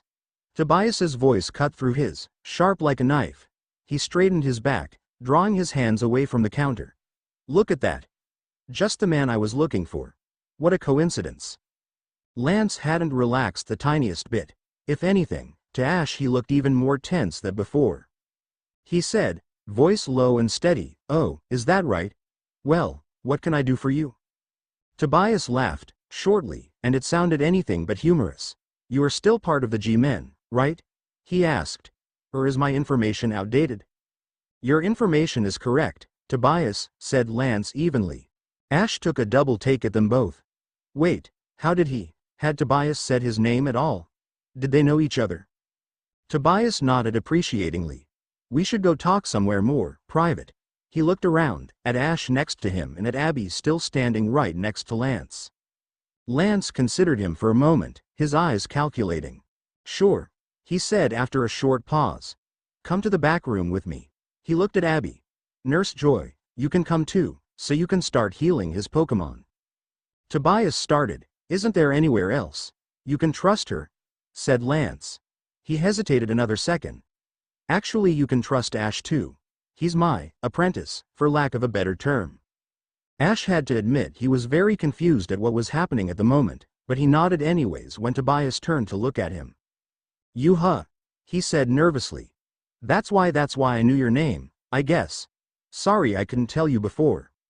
He was pretty sure he sounded believable enough. He really hoped he did. Tobias smiled, slow and mean. Oh Lance, you're using children? You people are not that honorable this side of the law either, I see. Ash blinked, puzzled. He shared a baffled look with Pikachu on his shoulder. What had Tobias meant with this side? Was Tobias one of the bad guys? Stop being so dramatic, said Lance with a huff. Did you want to talk with me or not? He half turned around, beckoning with his hand. Come on. And that was how Ash found himself behind closed doors with Lance, Abigail and Tobias. He sat rigidly at the far end of the sofa, a nervous Pikachu on his lap, while Abby worked on healing Latias. Lance, when Ash asked, had told him that Kellen and Lucario were resting in one of the rentable rooms of the center, so for now Ash didn't need to worry about the Pokémon, at least. Right, so, Lance begun, leaning against a wall with crossed arms. Tobias. Let's get straight to it. Why were you looking for me?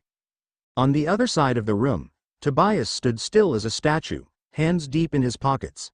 Ash noticed he looked way less imposing now, when face to face with just Lance. I need your assistance, he said then, and the tone of his voice really took Ash by surprise. He sounded humble, almost open and honest. I need help. Lance frowned slightly. What are you talking about? I want out of Team Enigma, Tobias said. Lance froze, and Ash felt himself staring at the trainer, mouth half open. You, Lance coughed. You can't be serious. Let me ask this again. What are you talking about? Exactly what I just said. Tobias still hadn't moved. It was like he was stuck frozen in space and time until he would get his message across. He spoke quickly, quietly. I need to get out, Lance. The people in power of that organization are getting more and more ruthless in their methods, and I can't be part of that anymore. When Saga was in complete control, things were different, but there are new people in power now, making decisions, telling her what to do, and she's sick, Lance.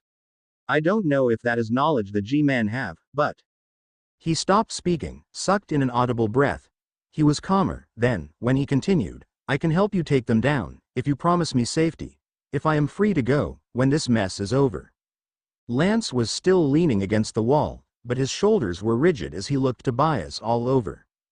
Well, this is unexpected, he said after a short, stifling silence.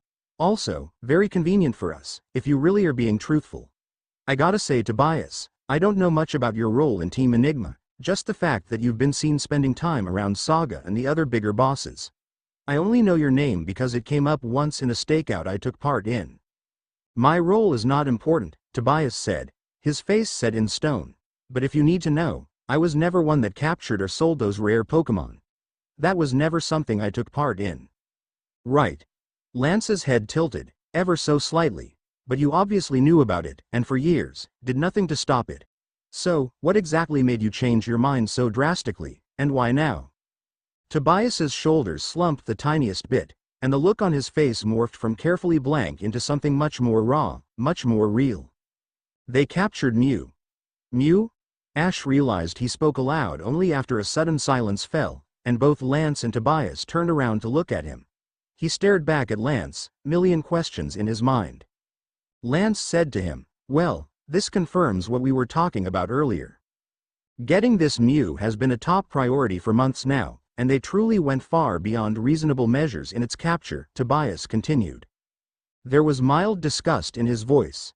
Finally, this morning Ollie, one of our team leaders shot down a rival bounty hunter's aircraft where she had a Mew in containment. They took Mew, and left that aircraft in burning ruins. When I heard about this, I called help anonymously, but the hunter, I don't know if she survived.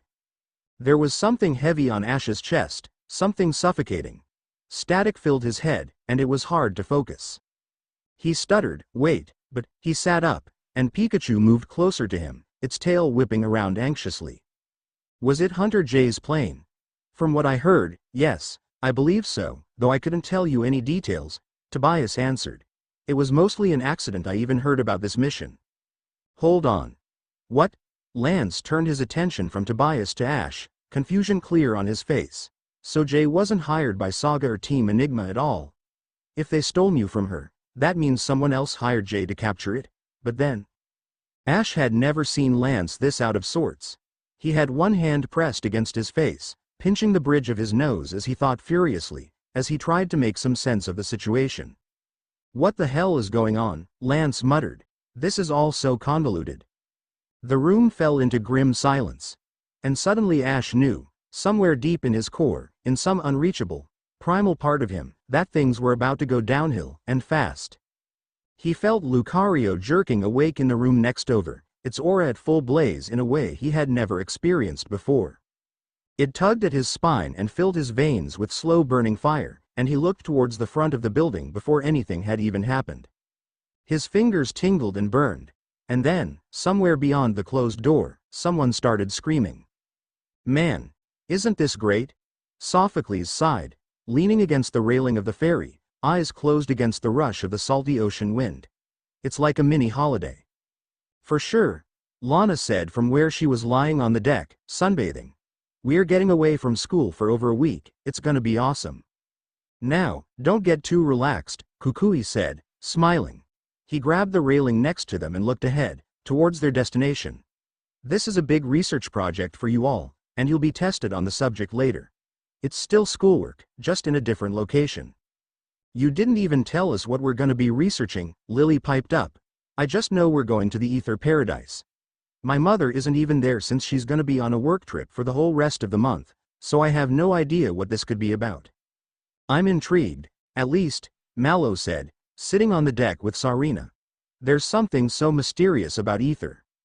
"I bet it's about ultra wormholes, or something like that," Kiave said, raising his fist. He seemed fired up, ready for new adventures. "It's bound to be interesting." "Oh, it certainly will be," Kukui said, and he could hardly contain his own excitement. It was only the day after they left Ash at the airport, but he felt like it had already been way too long since he last saw the kid. But, if everything was going according to plan, that was about to change soon. It took another 15 minutes on the ferry, and then they reached the dock inside the Ether Paradise compound. "We're finally here," Lana exclaimed, hopping off the boat. "This is awesome," Sophocles said with wonder. "It's good to be back."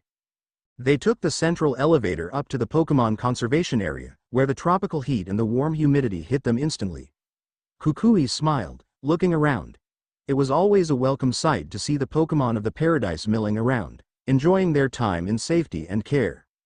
"Wick, Faba and Professor Burnett should be here soon, with a special guest as well," Kukui explained, causing his class to start murmuring within themselves, trying to figure out who he could be talking about. He grinned, almost too excited to keep himself from revealing it right away. Lily, always observant, tilted her head and looked up at him. "What is it, Professor?" Kukui chuckled. "Just you wait." Lily squinted her eyes, suspicious. "What are you hiding?" Then, a door opened at the end of one of the walkways, and someone shouted, "Everyone, over here." They turned around and amused. Kukui observed the looks on everyone's faces as they realized who it was. Burnett, Wick, Faba, and in front of them, Ash with Pikachu on his head, were walking towards them, waving their hands. Ash stopped in front of the stunned group and said, "Surprise, I'm back." "What?" everyone shouted. "You planned this?" Kiave asked, turning to look between Ash and Kukui. "That's so mean," Mallow said. "You let us believe Ash really left. I could hardly sleep last night." Lily nodded. "Yeah, same, I was so worried." "Wait, so you lied to the news reporter as well?" Lana asked. "That whole interview they broadcasted last evening, it was all fake."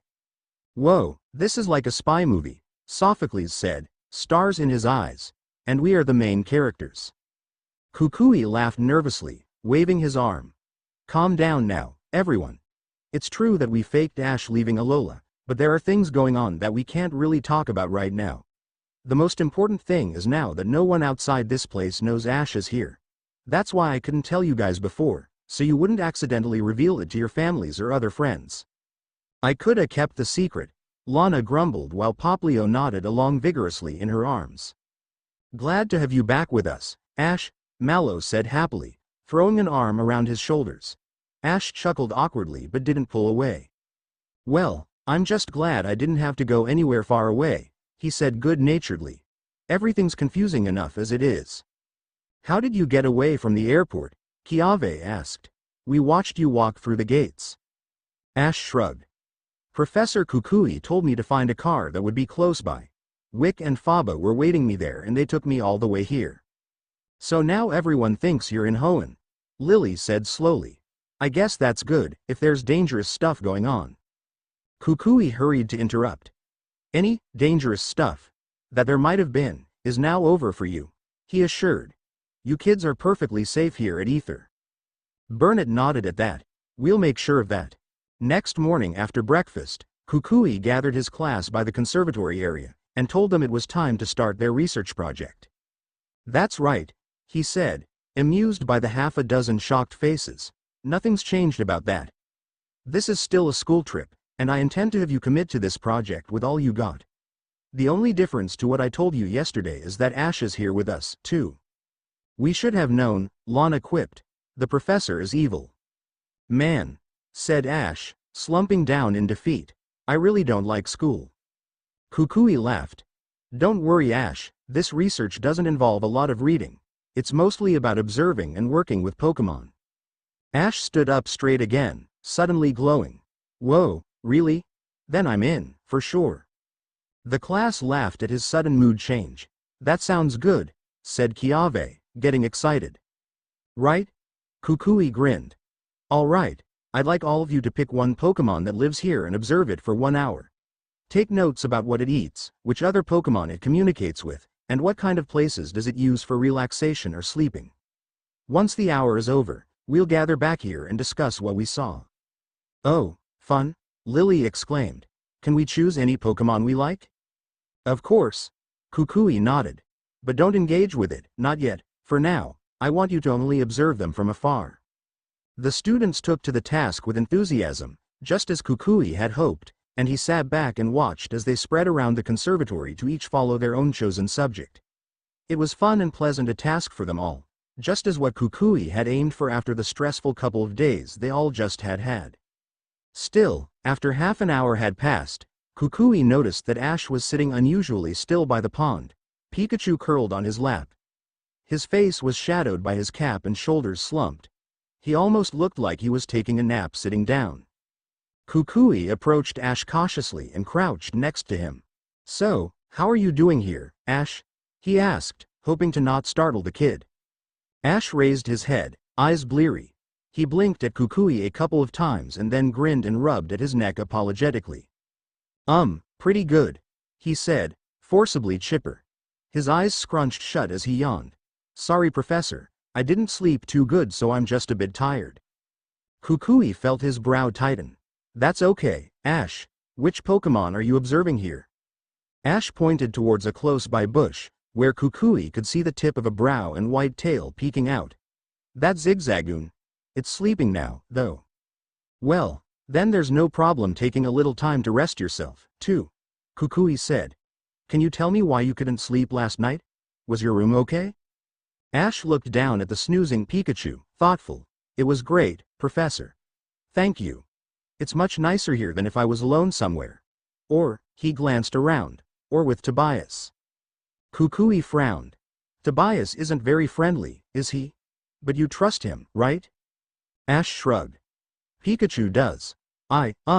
He seems like he wants to help. I guess he's okay. Yeah, Cuckoo thought. Okay. I slept, Ash added after a moment. Well, I think I did. But the thing is, I got all these weird dreams that kept waking me up. He made a face, sighing. They were about Lucario, weird flashes, like memories I had almost forgotten. Dunno if they were real memories or not, though. I dunno if I can, He waved his hand around vaguely, frustration in the set of his brows, in the tilt of his lips. Kukui sat on his knees, placing a careful hand on Ash's shoulder. Whatever it is, I just want you to know you don't have to go through this alone, Ash. You seem to be doing well, considering what has been happening, but if it ever gets too much and you just want to step back and rest, tell me, okay? Kukui waited until Ash raised his head again and nodded slightly. You're safe here. Remember that you have no obligation to take part in my class or pretend in any way that everything is fine. Ash nodded again with a tiny smile. Kukui gave Ash's shoulder a firm squeeze and stood up again. Good luck with your project, Ash. And, just keep in mind what I told you. Come find me if you need anything, all right? Right. Ash said and turned back to gaze at the sleeping Zigzagoon. Kukui, certainly feeling disconcerted, quietly walked away. After classes were over, Kukui found himself on the sunny deck of the Ether Paradise complex. He strolled, slowly and without much purpose, to the far edge of the terrace, only stopping when he reached the glass fence that circled the outside borders. He was worried. He knew there wasn't much he could do, other than try to reassure Ash and the other kids that things would get back to normal soon, even if he knew that was basically a lie. He didn't know. He didn't know if, and when, things would get back to as they were. His train of thought was interrupted by a shape in the distance flying towards the paradise. Kukui pulled his cap farther down to better shade against the glaring sun and watched as the shape got closer and closer. Unconsciously, his right hand drifted towards the pokeballs he held at his belt. He only relaxed slightly when he recognized the person approaching. It was Tobias, flying on a salamence, though there was something different about the Pokemon Kukui couldn't exactly place. Only when they got close enough to start landing, he realized the salamence was green instead of the normal blue, a shiny coloration. After landing, Tobias hopped off the Pokemon and recalled it right away, striding towards Kukui with a severe look on his face. "Did you find something out?" Kukui asked him, lowering his voice even though they were certainly alone on the deck. "Yes." Tobias folded his arms behind his back, his visible eye drilling into Kukui. "I detected unusual activity on the island of Pony. I couldn't get that close, but I am confident it is the new team Enigma, gathering their goons over there in preparation. It looks like our distraction with the media wasn't enough to convince them that Ash was no longer here in Alola." "I don't get it," Kukui huffed, trying and failing to keep his voice even. "How could they know? They shouldn't have even realized that we're aware of them coming for him, right? So Ash leaving to Hoenn should have looked believable to them." Tobias pursed his lips. "Can you trust everyone here, Professor? Are you certain no one involved would sell him out?" Kukui stared at him. "What? No, don't you even dare imply everyone who knows what's going on are trustworthy. The kids and Burnett, Wick and—" He stopped, swallowed, felt himself go pale. He mumbled, "Faba." Tobias drew himself straighter. "Who's that?" Kukui felt ill. "One of Lucamine's scientists. He was in the car with Wick when they sneaked Ash away from the airport." "Oh, my gods, I'm an idiot." He slapped his hand against his forehead, grimacing hard. They had screwed up. They had screwed up so massively and Ash was going to pay the price. Faba is a spineless greedy snake, and he has put the kids in danger before, but Lucamine took him back, Kukui explained once he'd calmed down a little. "He certainly is someone who would sell anyone out for a big enough price." "Arceus," he exclaimed. I should have though about this." "Well, it's too late now," Tobias stated, not a trace of sympathy in his voice. Kukui kinda wanted to punch him a little. "If they know Ash is here, it's only a matter of time before they come for him. We should start preparing for that." Kukui wanted to sit down, his knees felt so weak. How many should we be expecting?" Tobias though for a moment. 15-20 at most. Not all of them are skilled in Pokemon battle, but they have high-tech hunter gear, like capture nets and stun darts strong enough to take down a legendary. They are not afraid to fight dirty. "Arceus," Kukui said again, more like plea this time, "we need to evacuate." Tobias hummed. "I disagree. Ether is the best place to go against them, away from the general population, and full of secret, secure rooms, I'm sure. Lucamine has guards here too, right? I think instead of running, we should prepare to fight." Kukui barked out a laugh. "Guards? Yeah, a couple. Nowhere near enough to battle against 20 armed ones." He wanted to grab Tobias by the shoulders, shake him and yell at him how he needed to get the kids to safety. But a small part of his brain was telling him the same thing as Tobias had. That Ether was basically a fortress and could keep them much safer than the tiny police station on Melee ever could.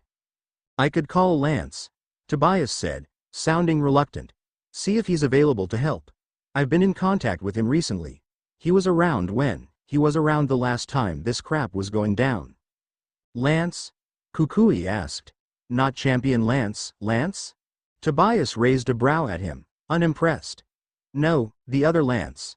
"Yes, the champion. Now, do you have anyone you could call over for reinforcements?"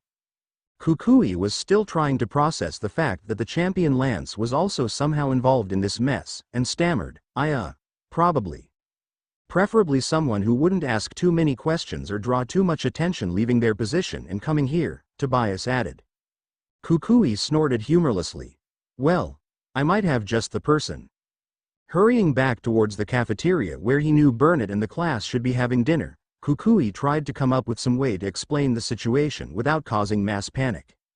Hey guys, a secret organization of Pokemon hunters is currently on their way here. He couldn't exactly go at it like that. By the way, about that danger I promised you weren't in. Kukui groaned silently. He thought they had it handled. Oh, how wrong he'd been. Are we going again? Kukui halted so fast his shoes skidded on the laminated floor.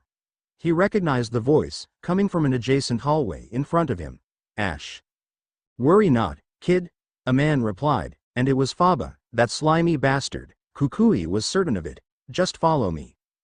Kukui took running. Oh hell no, he rounded a corner, just to witness the elevator doors closing at the end of the hall. He ran all the way to it, but Faba and Ash were already gone. Then, Sinnoh. Help, Ash, anyone. Ash stared at the door. It was May. May was screaming. Smoke was trickling into the room from under the door. Something crashed down behind it. Ash's head was pounding, his veins on fire, and it was so overwhelming he felt unable to move or barely breathe. What did you do? Someone shouted. Was this a setup? Slowly, struggling to focus, Ash turned to look at Lance. The champion was facing Tobias, face set in furious lines. Did you set us up, Tobias? Tobias, eyes wide and wild, shouted back, What? I didn't. I have no idea what's happening out there. And why should I believe you? Lance growled. He had a pokeball in his hand, and he looked more terrifying than Ash had ever seen. I guess you just have to, Tobias said back, eyes hard. I came here in secret. I swear, no one knows I'm here. Ash got up and walked to the door. He felt like he was about to vibrate out of his skin, squeamish and shaky with too much unreleased energy. There was a high-pitched whine in his ears, drilling into his brain. Something was pulling him, tugging at his insides, an unknown energy. He needed to go. He needed to define. He reached for the door handle, just as the door slammed open. Ash leapt backwards just as May and Brock stumbled in. Suddenly, May was there, throwing her arms around Ash's neck. Her grip crushing, she hung onto him like he was her lifeline. Ash. Thank the gods. Ash staggered a bit before finding balance under her weight. May. She was trembling hard, her skin and hair dirty with some kind of ash or dirt. Ash, May stuttered. I need help. I can't find Max. Ash felt his stomach turn. She stepped back and wiped an arm over her eyes. I can't find Max. We looked everywhere. Brock explained hastily. He looked over Ash's head into the room, where Lance and Tobias had stopped arguing to watch them. Everything is covered in this thick smoke. He coughed harshly into his elbow. It's impossible to see anything. What happened? Lance asked, stepping forward. Are you guys okay? Something exploded outside, Brock said, voice hoarse. We didn't see. I dunno. It's just chaos. The smoke. He glanced behind him, where the Poke Center lobby loomed, covered in gray haze, and in the thick of it, a few shapes of people could be seen stumbling around in confusion. We didn't see the explosion, we were inside. But Max was outside. He paused to cough, before continuing with a grimace. He was outside when it happened, and he hasn't come back. Well then we gotta go find him, Ash yelped. He tried to dart around Brock, but the older grabbed his arm, yanking him back. It's too dangerous, Ash. We don't know what's happening out there. What? Said Ash, trying to pull his arm free. But Max is out there. Brock is right, Lance said firmly. I'll go look. You kids should stay here. He was about to leave, when he suddenly stopped and turned around sharply. He stared down Tobias, who had been urgently talking with Abigail in the corner of the room. Tobias, Lance commanded. You, come with me. I'm not leaving without Latias, Tobias snapped, squaring his shoulders. His hand was resting on top of the healing machine, where his Pokemon partner laid inside. Next to him, Abigail was wringing her hands nervously. I'm sorry sir, but it'll take at least another 15 minutes until it's healed. It needs to stay in the machine. Nurse Joy will take care of it, Lance said to Tobias. His tone left no space for arguments. Now, Tobias. If you're not the one behind this, and if you really want to redeem yourself, now is your time to show that. After a few seconds of hesitation, Tobias nodded. He stepped after Lance, and they left together. It took only seconds for them to disappear into the thick smoke, and Ash stared desperately after them. Brock, he pleaded. Let me go find Max, let me go. He pulled again, but Brock's grip was iron, and his face was set in stone. Ash, he said. We already lost Max in there. We gotta stick together. Then let's all go, Ash argued, impatient. Come on, we can't just leave him there all alone. It was hard to concentrate. There was a noise in his head, unrelenting, and his skin was buzzing, his heart pounding. Lance is there. He'll find him, May said. He has to, he has to. A voice, somewhere nearby, called out, Ash? Brock? Brock looked around. Who's, oh, Kellen, over here. Soon Kellen, followed by Lucario, stumbled coughing into the back room where the smoke was still thinner. The ranger leaned his hands against his knees, coughing his lungs out for a second. Glad to see you all here, he croaked, voice almost gone from the strain. He lifted his head, eyes squinting. Except. Where is the youngest? Where is Max? Lucario asked with concern. And it was like a switch had been turned. The moment he saw it, Ash's whole being gravitated towards Lucario. He forgot everything else. Suddenly, it was the most important thing in the room. And the most important thing for him to know was. Lucario, he gasped. Speaking fast, like he was running out of time. You feel it too, right? It's like, inside, you know? He pressed his fists, white-knuckled, against his chest to demonstrate. What do you mean, Ash? May asked. Ash barely heard her. Lucario, he said urgently. Ash, Lucario stepped forward. It reached out and took Ash's hand. And Ash, the room flashed blue, and Brock screamed. Ash staggered back. His shoulder hit the wall behind him, and he distantly realized Brock was no longer holding his arm. What? He mumbled. Brock? Oh my gods, are you okay? May yelled. She was crouching down where Brock was now sitting on the floor, looking dazed. What was that? What happened? Ash felt woozy. He leaned heavily against the wall, and Pikachu yapped in his ear, fearful. Was that Ash? May asked. Ash, Kellen said cautiously, are you? We must go, Lucario said to him. It took Ash's hand again, and this time it was better. Aura hummed and flowed between them, in perfect terrifying balance. Ash let Lucario drag him away from the others. Pikapi, Pikachu said, demanding, voice muffled behind the piercing sound in his ears. Its nails dug into his shoulder, and it felt comforting, the only thing grounding him in that moment. We gotta go, Ash muttered. It's okay, Pikachu. Pika? I dunno, but we gotta go. They hurried through the hazy lobby and through the front doors into the outside of the center. The smoke was clearer there, but the evening air was laced with billowing dirt so thick that it stung in Ash's eyes. He tried to double over to cough while Lucario kept dragging him by his hand. This way, Lucario said, and Ash followed it blindly. He could hear Lance and Tobias's voices shouting somewhere close, could hear a Pokemon battle going on around him. Lucario led him around a corner, to an area where the air was a bit clearer. Ash pressed his hands against his knees, gasping for air. Ash, hey, over here, said a familiar voice. Ash blinked his eyes to focus and looked around. Max was sitting down against the building. He looked to be mostly okay, though there was a bloodied scrape on his arm that he was gently holding. His dark hair was speckled with sand and dirt. Max, Ash yelped. I found you, are you okay? Yeah, I'm fine, just, Max said, shrugging his injured arm gently. Where did you come from? Where are the others?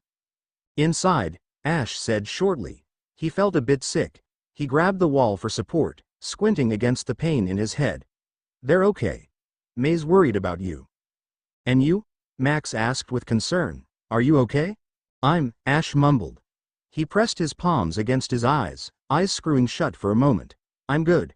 Do you need help? Can you get up? I think I can, yeah, Max said cautiously. He pushed himself up, hand against the wall. Seriously, Ash, what's going on? You don't look too hot.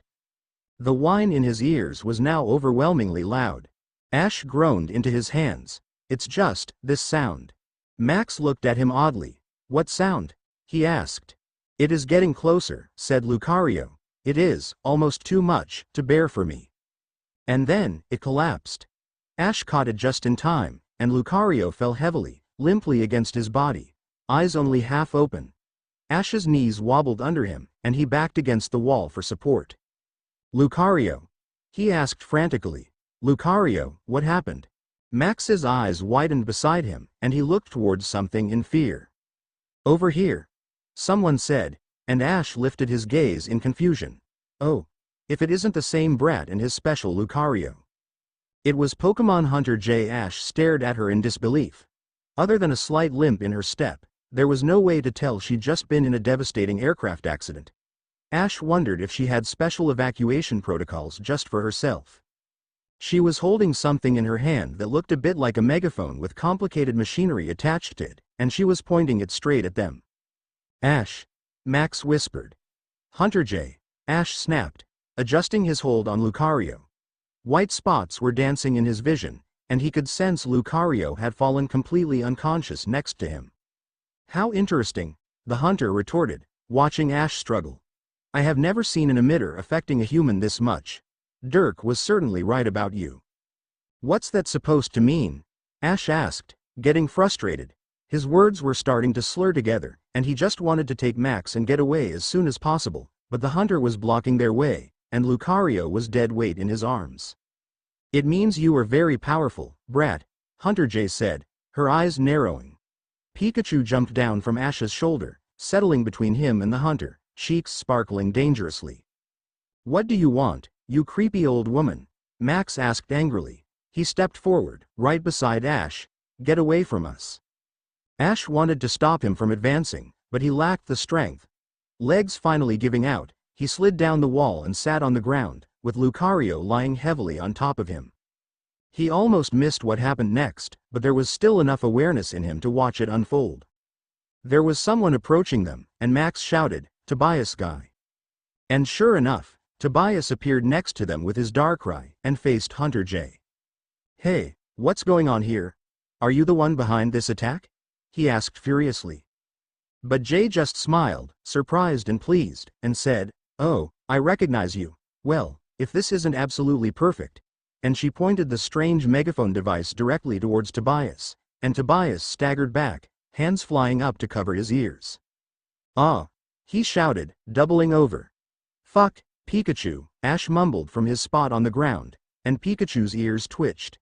Use, Thunderbolt. But his words got swallowed under the hunter's voice when she commanded, All right, now is the time. Dirk, begin capture protocols. Soon after, an armored truck backed towards them, and before any of them were able to react it launched a heavy net that spread over Ash and Lucario, Pikachu, Max, and Tobias and his Darkrai, trapping them under it. What the hell is this? Tobias shouted. Iron Tail, Pikachu. Ash tried, but Hunter J just turned to look at him, head tilted curiously. How are you still conscious? She asked and pointed the device towards him. The noise in Ash's brain increased exponentially, and something finally snapped within him. His arms slackened around Lucario, and his world plummeted into darkness. Ash woke up lying on a hard, harshly jolting surface. He opened his eyes, feeling sore and stiff all over, and looked around.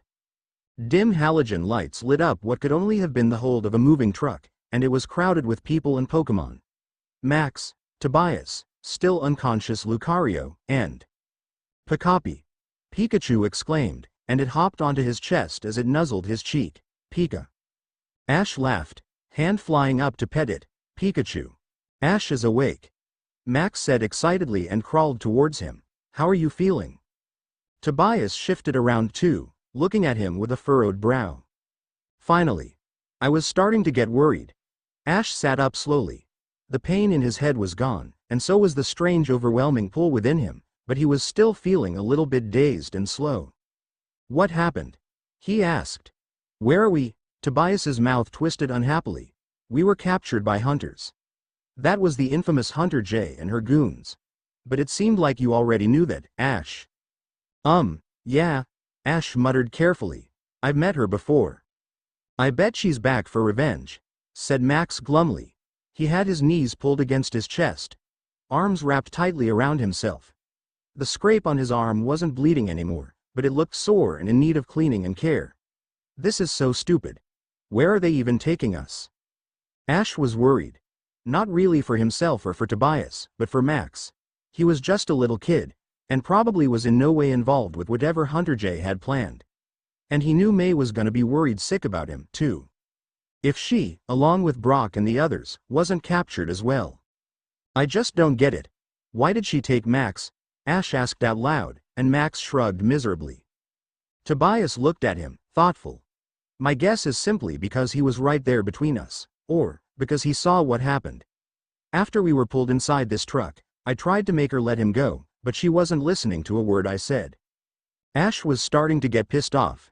He looked around, observing the metal walls and doors of the hold. Did you guys try breaking out already? He asked. Usually, these things are pretty easy to get out of. We did? Tobias said glumly. It's no use, Pikachu, use Iron Tail. Ash ordered, but to his shock, Pikachu didn't move, and instead looked at him sadly. Pika, it tried that already. We all tried everything we could. Tobias reached out his hand and knocked on the wall, but before he was able to even touch the metal, a rippling light spread from the place his hand hit, revealing a part of an invisible border. This is a Pokémon containment truck that is commonly used by Pokémon hunters to transport their catches, he explained. And this one's a very high-tech one, on top of that. This hold is lined with a force field strong enough that it could keep even legendaries contained. Whoa, really?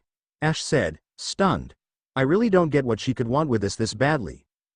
Then the truck hit a big bump on the road, and they all yelled as they got thrown around in the hold. Ash hit his tailbone painfully as he landed, and sat up on his knees, grimacing. This seriously sucked. He had only just met back up with May and Brock and the others, and now everything was going all wrong again. How long have we been traveling, anyway? He asked, picking up Pikachu and holding it safely in his arms. Max shrugged, leaning against the wall, palms braced against the floor. Maybe an hour. They took all our stuff away, like our backpacks and Pokédexes. We got no way of telling where we're going or what time it is. Man, Ash sighed, urging Pikachu to hop onto his back and then bracing his palms against his knees. The rattling of the truck was really straining on all his previous bumps and bruises. Even his mostly healed shoulder injury was beginning to throb again. Thinking about it reminded him on Swellow, and he frowned, feeling the empty way on his belt. I guess they took all our Pokémon too. I hope they're okay. Tobias nodded. Yes, other than your Lucario and Pikachu. I guess they didn't find Pokeballs for them. Pikachu's pinprick nails dug into the back of Ash's neck, its fur brushing against him, tickling him, familiar. Slowly, Ash reached out to Lucario where it still laid unconscious and touched its flank gently. Their aura sang together, and Ash knew Lucario was okay, just deeply exhausted. Lucario, he muttered, feeling Tobias's curious eyes on him. It doesn't have a Pokeball. It's wild? Tobias asked, surprise in his voice. He must have seen the way Ash had been hugging it earlier, supporting it. Ash didn't think Lucario could be captured with a Pokeball, not like a wild Pokemon could be, since it still belonged to Sir Aaron, but he didn't correct Tobias. We've been helping each other, he explained. Lucario's not mine, but it's not gonna be anyone else's either. I'm not gonna let anyone try to hurt or capture it. Tobias kept looking at him, and then at Lucario. He sighed and leaned back against his hands. Do you know, he began carefully, and then started again. Do you know what that device was? The one that Hunter J was wielding? The, megaphone thing? Ash asked. Tobias snorted humorlessly. That thing is called an aura emitter and it was specifically designed to be used against aura-wielding Pokémon. It messes with their aura. It makes them flock towards it while simultaneously confusing them and causing them immense pain. When close enough to its target, it can even render them unconscious. He glanced at Lucario's unmoving form. Pokémon hunters use them to catch Lucario and Riolu, especially. Sometimes legendaries too, if they are lucky to get close enough to one. Then why was it affecting Ash as well? Max asked, worry in his voice. He got so out of it when that thing was pointed at him. It works with people, too. Tobias nodded. Some, yes. People who are sensitive to aura can feel some discomfort while near one. I know I do. But it would never knock me unconscious. He pursed his lips, glancing from Ash to Lucario and back. Your aura is strong, I suppose, he said, thoughtful. Stronger than I've ever come across in a person. Ash rubbed at his neck, uncomfortable. I guess so, then. But do you really have aura too, Tobias? I don't really know many people who do, other than me. Huffing out a breath, Tobias smiled slightly. I'm sensitive, yes. Mostly, it helps me form strong connections with the Pokemon I come across. A big reason why I was able to win the trust of my Darkrai, and many of my other Pokemon. But I think what you have, Ash, is something a bit different. Ash shifted off his knees, slumping down onto the rattling floor of the hold.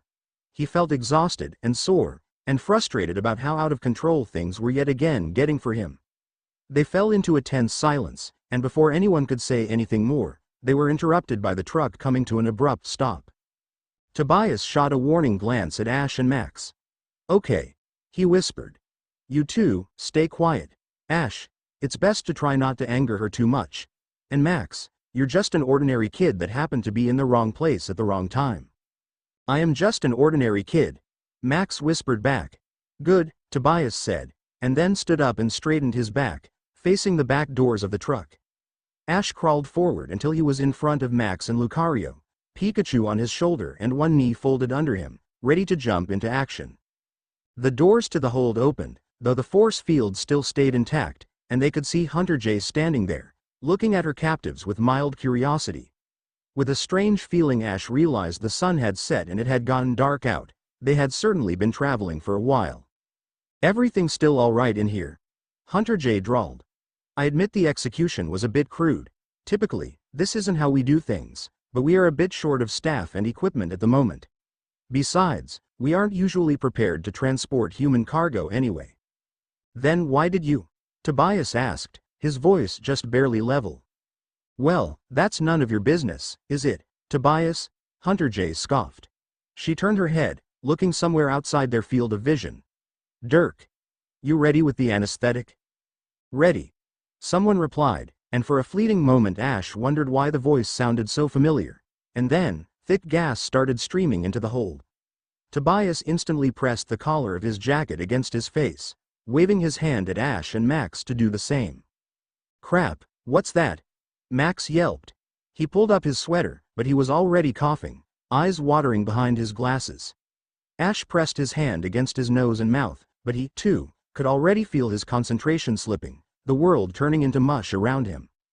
Don't worry, it's just sleeping gas, but it's made for Pokemon, Hunter Jay said, watching them struggle with a slight smile on her lips. Try to relax. It's gonna go easier for you that way. Tobias grunted and dropped to his knees, swaying, his hands flopping uselessly down to his sides. Pikachu's eyes were drooping, and it pawed at Ash's chest, desperate. Pikachu, Ash mumbled, pulling it onto his lap and cradling his arms around it. Don't worry buddy, won't let anything happen to you.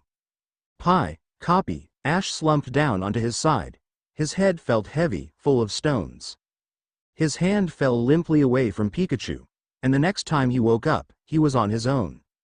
Faba had Ash, and Ash didn't know he was the man who had just betrayed him. Kukui had no idea which floor they had taken with the elevator, but he was pretty sure it had moved upwards. He sprinted for the stairs, everything else he'd been doing forgotten, and took them up two at a time. He paused at every floor to check if the elevator was stopped there, but he already had a feeling they had probably gone to the very top, the roof. Kukui wasn't in a bad shape physically, but he was exhausted and sweating and out of breath once he finally cleared the 15 or so floors and reached the door for the rooftop terrace. Hesitated for a second. And then he forced himself not to think, but to do, and pushed the door open. Sunlight hit him, and the salty ocean wind almost blew the cap off his head, but he just walked forward, determined to make sure today would not be the day he lost Ash. Not to Faba, and not to anyone else either. He couldn't see anyone immediately, but the terrace went all the way around the building, so Kukui steeled his racing heart and started to go around it. Once he reached the north side, he saw them. Faba, with his back turned to him and a phone pressed against his ear. Pikachu, stuck inside a little electricity-proof ball on the floor, its furious voice muffled. And Ash, suspended in air by Faba's Alakazam using Psychic. "What do you want from us?" Ash was shouting. "Let us go." He stilled when he noticed Kukui standing behind Faba. "Professor," he said, surprised. Kukui was already forming a plan in his mind. Ash wasn't held very far up from the floor, so Kukui would just have to distract Alakazam for a second for it to drop him, and then, if necessary, Kukui would challenge Faba to a battle and Ash would be able to get himself and Pikachu to safety. "What did you say?" Faba asked Ash, lowering his phone, and Kukui acted. Throwing a Pokeball, he ordered, "Incineroar, use Throat Chop on Alakazam." Incineroar charged into action. Unfortunately, Faba had had a second to react, so he was already turning around and shouting, "Alakazam, teleport." Incineroar missed as Alakazam moved into a new location, and it stumbled, confused. Ash yelped as he fell.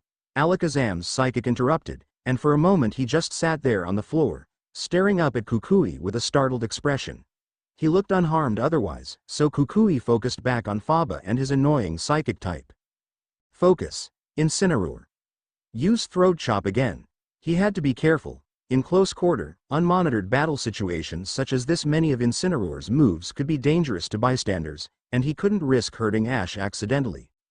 Faba wasn't focusing on Alakazam anymore. He threw another Pokeball, calling out, "Hypno, stop the kid."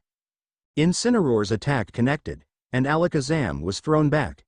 Kukui had a second to look and saw that Ash was on his feet again, had started running towards Pikachu, but Faba's Hypno caught him with Psychic again and lifted him up, immobile.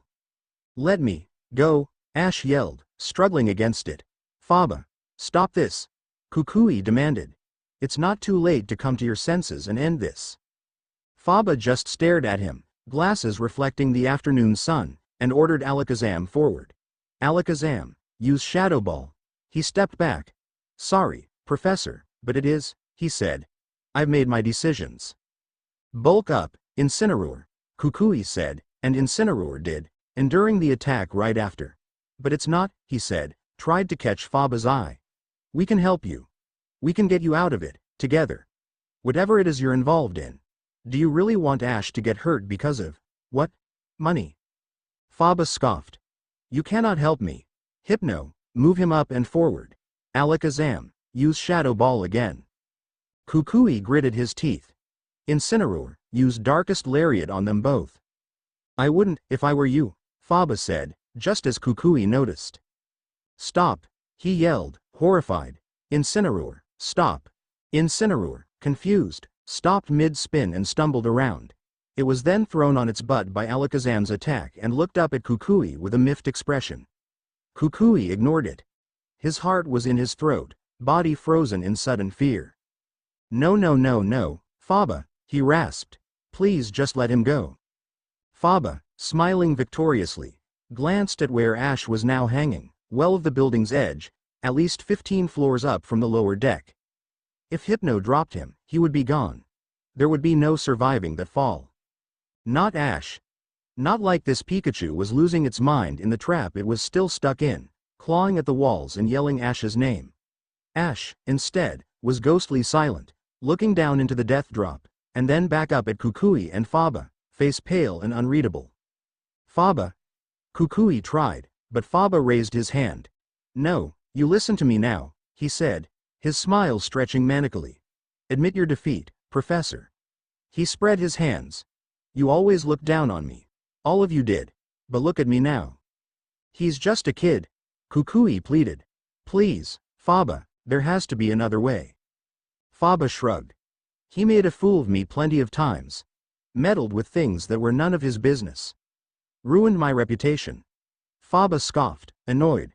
"My point is, he's no innocent." "Professor Kukui," Ash called, the wind almost catching his voice completely and whisking it away. Kukui strained to hear him. "Don't worry about me. You should go warn the others as soon as you can. One wrong move and he drops," Faba warned, before Kukui had time to react. His pulse thundered in his ears. He wasn't about to leave Ash, obviously, but he also had no way to protect him like this. He gritted his teeth and stayed still.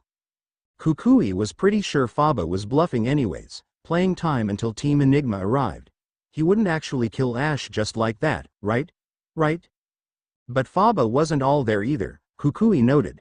He seemed a bit crazed, a bit out of control. Kukui had no idea what the man was planning to do next, if even he knew what he was going to do next. They will respect me now, Faba said, arms spread wide. You all will respect me now. Kukui grimaced. This wasn't good. Really wasn't good. Faba, look, he said. Desperate, now. I'm not gonna do anything. I'll recall Incineroar and sit down, and you can take all my Pokeballs. I promise. I promise I won't stop you or go against you. Just bring Ash back from that edge, alright? That's all I ask. Professor Kukui, you can't let him take your Pokemon, Ash shouted, and Kukui wanted to scream. He'll give them to Pokemon hunters, and they'll be taken away. Kukui closed his eyes briefly. It was clear Ash caring more about the safety of his Pokemon than himself wasn't a new development in his character. I have an even better idea, Faba grinned. He bent down to go through his bag and pulled out a pair of reinforced handcuffs. Probably meant for Pokemon, but would work well for holding humans, too. He threw them at Kukui, who caught them reflexively. Go on, put those on. After that, maybe I'll consider helping your boy. Kukui stared at him.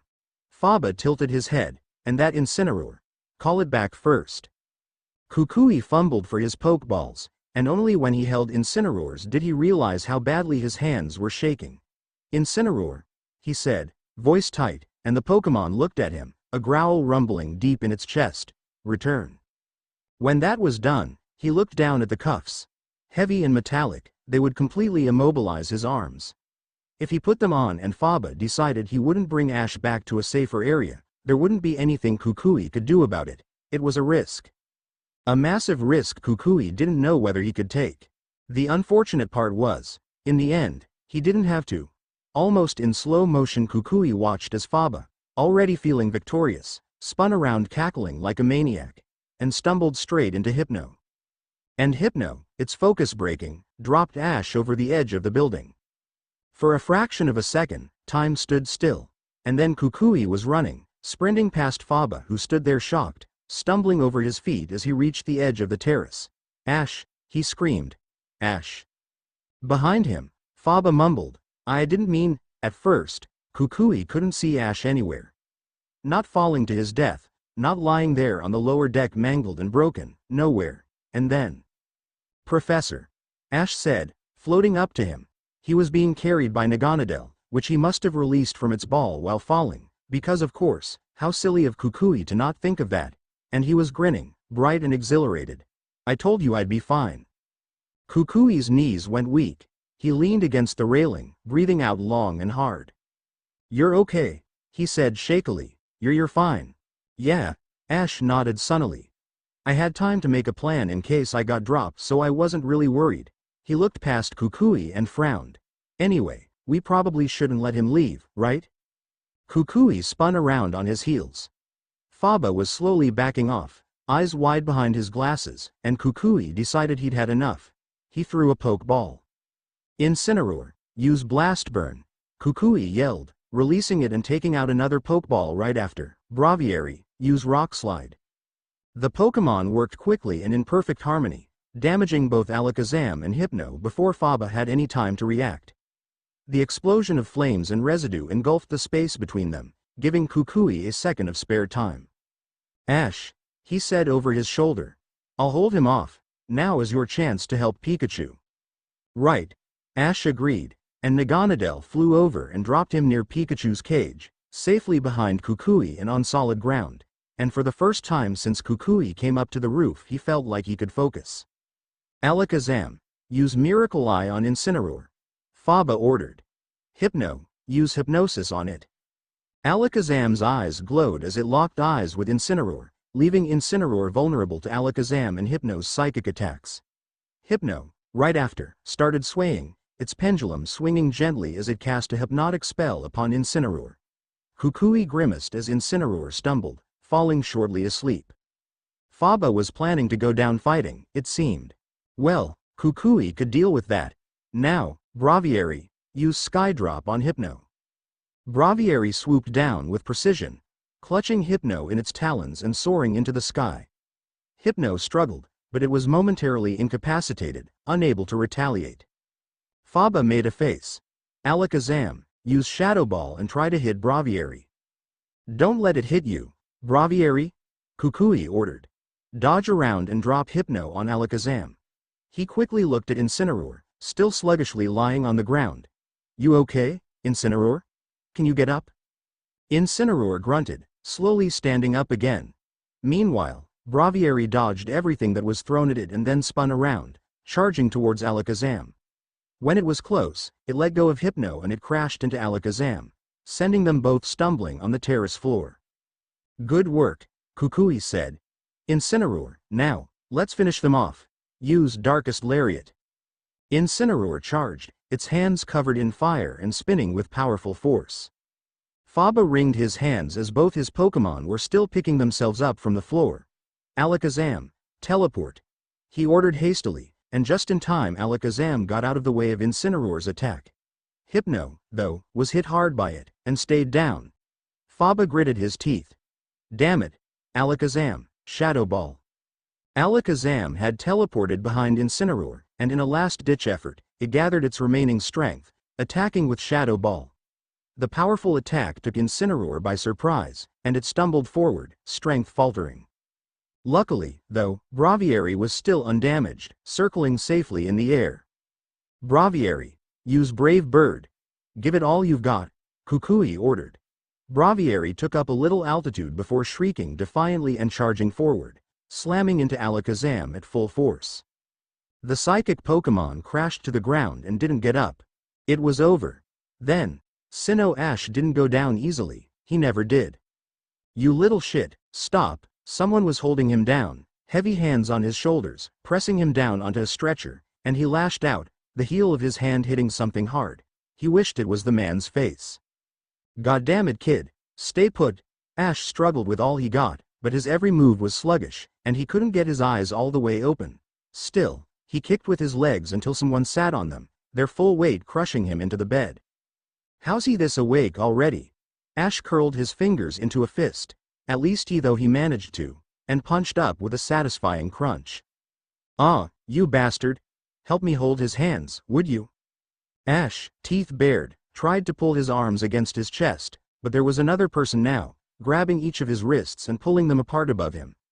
A woman, considerable strength in her arms, and Ash's drugged body was no match to it. Ash growled, then, a deep guttural sound. Wait. All right. You got the straps ready? Twisting with his whole body, Ash panted, Don't. Relax, brat.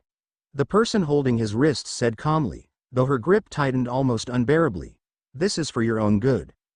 Reality was slipping from Ash's meager grasp. Please don't, he whispered, but he wasn't sure if he had spoken out loud anymore.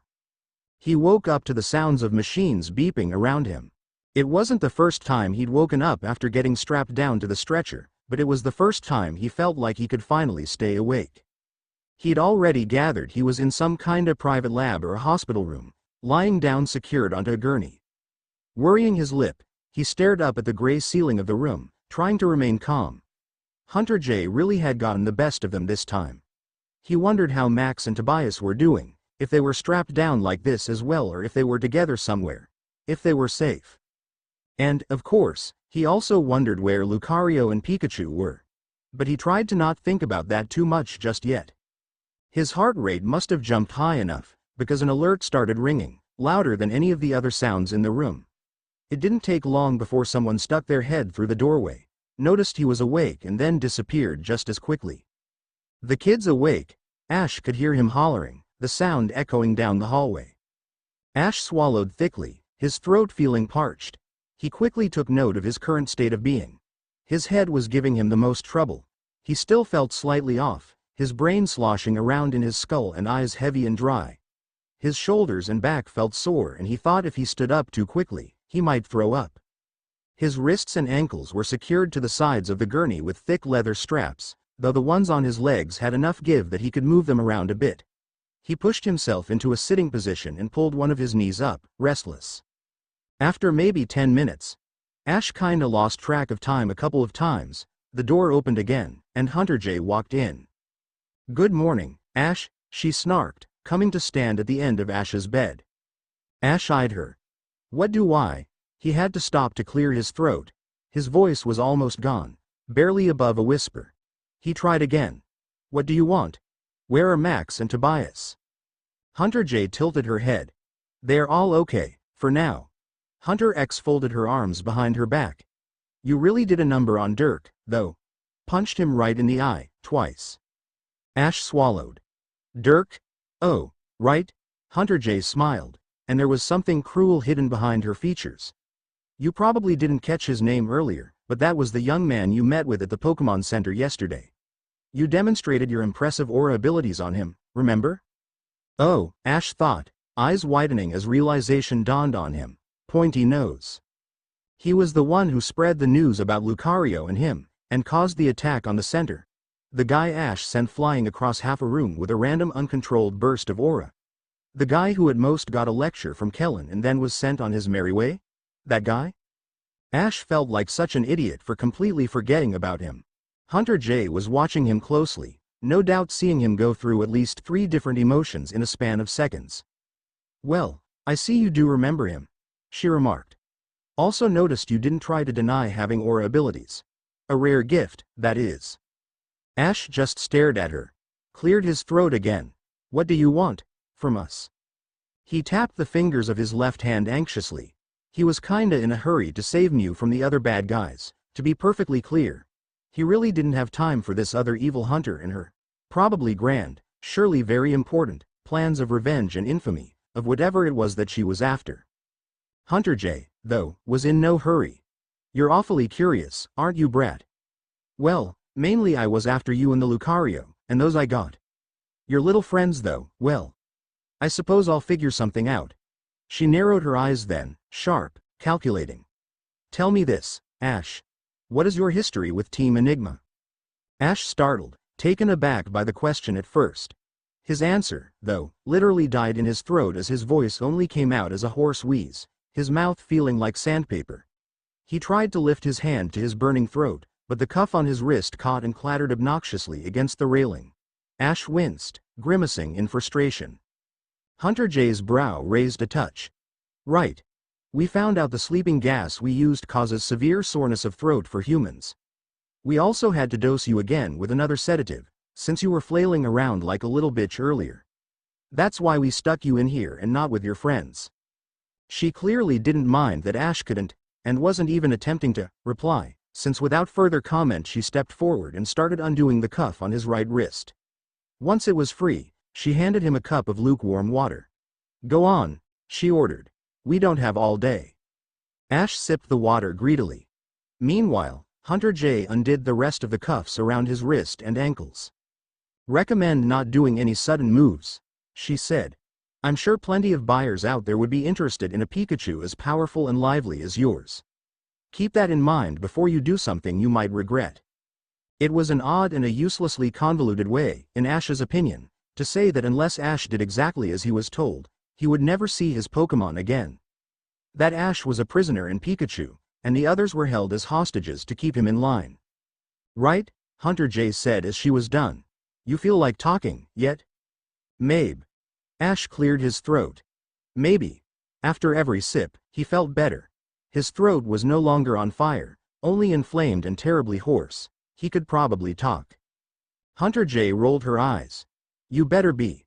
So, let's continue where we left off." She sat down on one of the chairs next to the bed, and bluntly asked, "How did a brat like you end up working for Team Enigma?"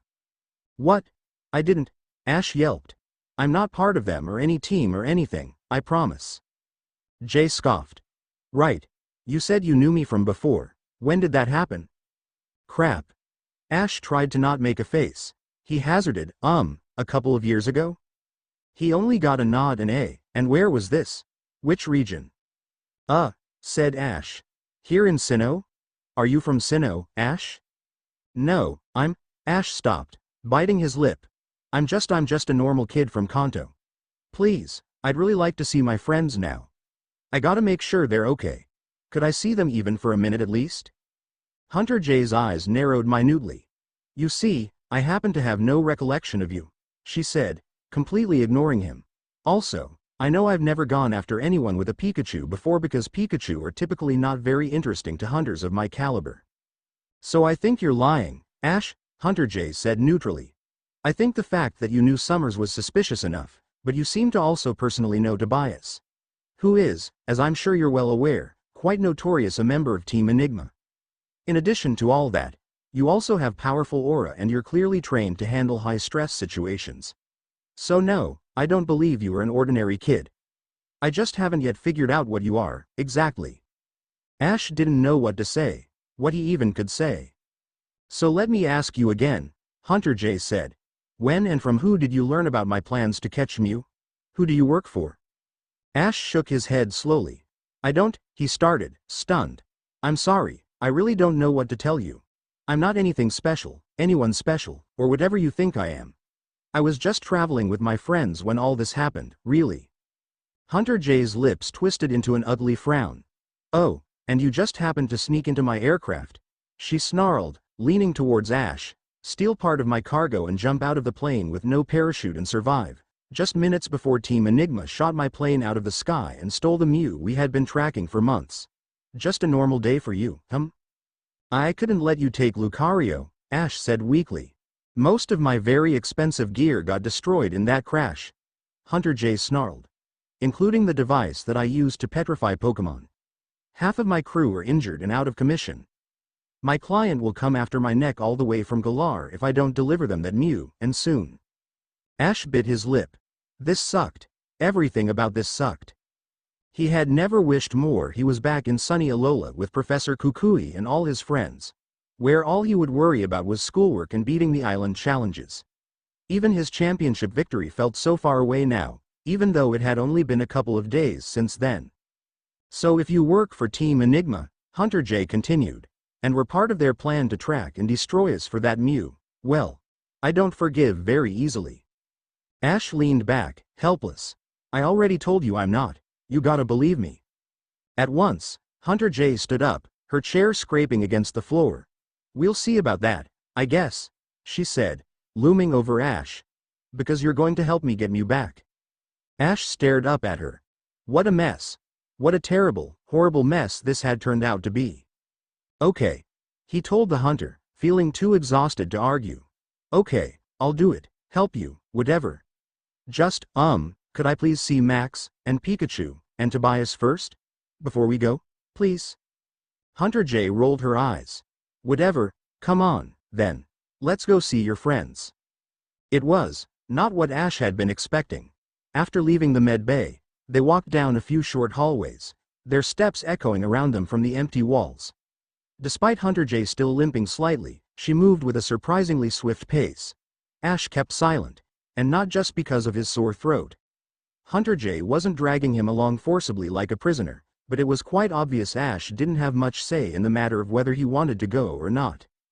He trudged along behind the woman, following her down 2 sets of stairs and a long corridor, leading them eventually at a heavy, steel door. Hunter J pushed it open and stepped aside. In, she said sharply. Ash did as he was told and looked around. The large warehouse hall was lined with shelves, many of which were filled with the petrified forms of variety of Pokemon. Ash felt sick to his stomach. What are you gonna do with all of them? He asked breathlessly. Hunter J glanced at him sideways. Do you really want to know? Ash glared at her sideways. It's not right to hunt them like this, he said, steadier now. Hunter J scoffed, ushering him forward. It's reality. This, right here, is what the whole Pokemon business is built on. Or did you really think everyone goes out into the wild to catch their own? Ash stuttered. Yes? Hunter J yanked on Ash's arm as he rounded a tight corner. Ash bared his teeth as pain shot through his sore shoulder and stumbled after her. Well, sorry to break it to you, but that's not how it goes in the real world, Jay said bluntly. If a spoiled little brat in the city wants their own, let's say, a shiny Persian, You can be damn sure their dear mama isn't going into the woods to catch them one. No, they pay their local distributor who then provides them with the Pokemon in question. And people like me, we do the dirty work behind the scenes to keep all of this going. Anger flared within Ash. Why? He asked. Why do you do it? Hunter Jay stopped them in front of a heavy door. Why? She repeated in a mocking tone, as she fished out a key ring. Money, obviously. There was a glimmer in her eyes as he said it. Ash shivered. Hunter Jay opened the door. In you go. We'll be back for you in the morning. With a rough hand between his shoulder blades, she pushed Ash inside so that he almost fell straight onto his nose, and slammed the door shut behind him. There was a moment of silence as Ash got his balance and attempted to figure out where he'd ended up this time. And then, it was Max. Ash had a second to look up and see a flurry of black hair barreling towards him, and then Max was there, wrapping his arms around his waist and squeezing. Oof! Ash coughed as the wind got knocked out of him. Max, he put his hands on the boy's shoulders and pushed him back a bit. You're okay. For a moment, Max didn't say anything. He hugged Ash tighter for a second longer and then let go, stepping back and schooling his face to a more neutral expression. Obviously, he said, but the hoarseness of his voice betrayed him. It revealed the same stark emotions that were written all over his face. He looked utterly exhausted, and frightened, and miserable. And young. So young. And you? A voice asked, and that's when Ash realized Tobias was also in the room, sitting in the back corner and gazing at him intensely. Are you all right? They only told us you were being monitored after you had an adverse reaction to the sedative, but it's been a few hours already. We were starting to think something else had happened. A reaction. Ash could still taste the bitter tang of the drug on the back of his tongue. Didn't have a reaction. Ash huffed, miffed. Paused to think, since he didn't want to concern his friends. I woke up too early, so they had to drug me again. I only woke up like half an hour ago. Tobias's lips twisted unhappily. That's nasty. Though I suppose the reason you woke up quicker than expected might be because of the strong aura you possess. Aura, among other things, has healing properties and tends to react strongly to situations where its user is in danger. Ash tried to conceal his surprise. Yeah, maybe. He recognized both of those to be true, for sure. People always told him how strangely fast he healed. How easily he survived and recovered from incidents that should have been nearly fatal. And with Lucario, he'd certainly started to experience those strong reactions as well. You're okay though, right? Max asked uneasily. Your voice sounds pretty awful, you know. It's just 'cause of the drugs, Ash said, rubbing his sore throat. Or so she said. I'm fine otherwise. He observed the tiny space they were in. It looked kinda like a back office or a control room, though stripped of any furniture, with a barred, dusty window on the same wall as the locked, heavy door. What's this place, anyway? There were a few blankets and pillows on the floor, one of which Tobias was sitting on. Besides them three, there was no one else. Their Pokemon, Pikachu and Lucario included, had been taken somewhere else. Dunno, Max said. We woke up here some time ago. Someone came by to bring us water and told us you'd be here soon. And our Pokemon? Ash asked. Tobias scoffed at that, and Ash turned to look at him more closely. The older trainer was sitting down, shoulders slumped and his usually neat blue hair frizzy and unkempt. The fringe that always went over his left eye was swept more aside, and Ash could see a white edge of a scar under it. Tobias's demeanor was defiant, but Ash could see and sense his exhaustion clearly as day. Somewhere, safe. Apparently, Tobias said, his voice dripping with sarcasm. Though I wouldn't trust these people to be honest about anything. Man, Ash said, brow furrowing, they better be safe or I'm not gonna do anything for these people, no matter what they do or say. I'll make sure of that. Tobias looked up, surprised. They asked you to do something for them? He asked. Like what? I dunno, Ash sighed.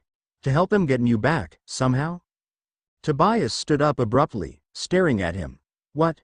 I mean, Ash waved his hand around. Attempted to start from the beginning. The thing is, Hunter J thinks that maybe I work for Team Enigma 'cause I know you and 'cause I stole Lucario from her right before her aircraft went down. He shrugged weakly. I guess? So she wants me to prove that I'm not part of it by helping her get you back. She thinks that you're Tobias began, before frowning. Now hold on a minute. What do you mean? You stole Lucario from Hunter J? From her aircraft? There was something very intimidating about Tobias in that moment. The look in his eye was piercing and he stood at his full height facing Ash, both hands curled into loose fists at his sides. Ash raised his hands in front of him placatingly. I didn't know about any of this in advance, I promise, he hurried to say. Me and Max and the others. Sure, we helped Mew and Lucario before any of this happened, but getting involved afterwards was an accident. Max snorted, and both Ash and Tobias whipped around to look at him. I don't think it was an accident how you climbed onto that plane as it took off, Max said, rolling his eyes. You know we had to watch you hang on for dear life as it rose into the sky and flew away. You were pretty lucky you didn't die. Ash sucked in a breath and gave him a warning look. Max. Max shook his head. No, actually, I think we should talk about this. I don't care if you're from the future. Even if in the future you're an Olympic gymnast or whatever, that was still an insane thing to do. The scars you have on your shoulder, man, I dunno. It sure didn't look like you didn't want to get involved. Ash's heart was pounding. He whispered, Max, he doesn't know. Max frowned. Know what? He glanced at Tobias, and Ash could see the moment it clicked. His eyes widened. Oh. What do you mean? Tobias said, evenly, that he's from the future. Incineroar was back on its feet, and Braviary flew above it. Their impressive forms were casting shadows over the fallen Pokémon of their opponent. And Kukui stood behind them, too angry to feel happy about his victory. Cold satisfaction, perhaps, was the topmost feeling as he stared down Faba. The scientist gulped, hands spread, empty. He laughed nervously. Kukui, old friend, listen. And Kukui saw red. Shut up, he said, growled, even, and advanced on the traitor. Shut the fuck up already, Faba. He picked up the Pokémon proof cuffs from where he dropped them earlier and walked up to the cowering man. Hands up. His voice was steel, cold and dangerously even. Faba obeyed instantly, jaw clicking shut as he raised his arms in front of him, defeat settling into his expression. Defeat, and shame, and regret. Kukui felt no sympathy for him. Regret was severely overdue at this point.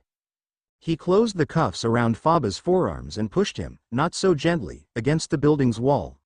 He took Faba's Pokeball from him and recalled his Pokémon, dropping them in his lab coat pocket instead.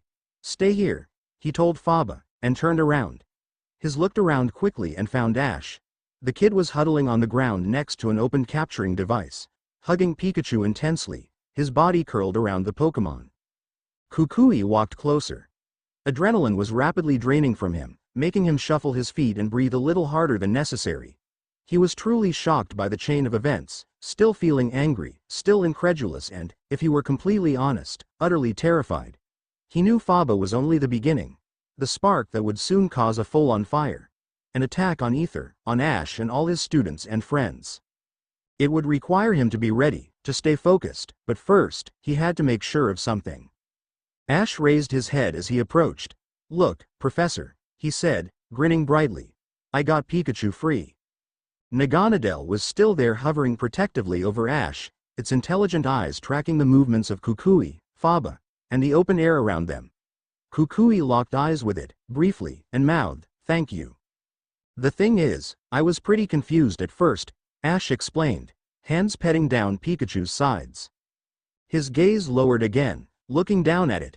I tried to open it with force, you know, just put my hands around it and tried to pry it apart. It was so heavy too, I could barely lift it, so, it didn't really work. Ash was rambling a little, and Kukui noticed how tight his shoulders were, how he was still crouching, tense like he was poised to leap up at a moment's notice. Anyway, I kinda rolled it around. Pikachu was so annoyed. And I thought Naganadel would have to use some move on it, but then, it's kinda funny, I noticed there was this button. Kukui dropped onto his knees beside him and gathered him into his arms, gently at first, and when he didn't pull away, tighter. Ash was trembling minutely, and he gasped a little in surprise as Kukui's hug engulfed him, his arms around Ash's shoulders and both him and Pikachu pressed against his chest. I'm so glad you're safe, Kukui said, voice rough. Ash said nothing, just breathed, shallowly at first, and then deeper as his rigid body slowly relaxed. His head bent forward, the side of his temple pressing against Kukui's shoulder. After a few minutes, Ash mumbled, "They're coming, you know. The rest of the hunters. We should." Kukui's heart was breaking. This kind, brave, selfless kid. He tightened his arms around Ash for a second and then pulled back a little. "You're fine, right?" he asked, searching Ash's face. "You're not hurt?" Ash shook his head. "No, I'm fine. Pikachu too." He looked down at his hands that he'd balled into fists. "We can still fight." Kukui took a deep breath.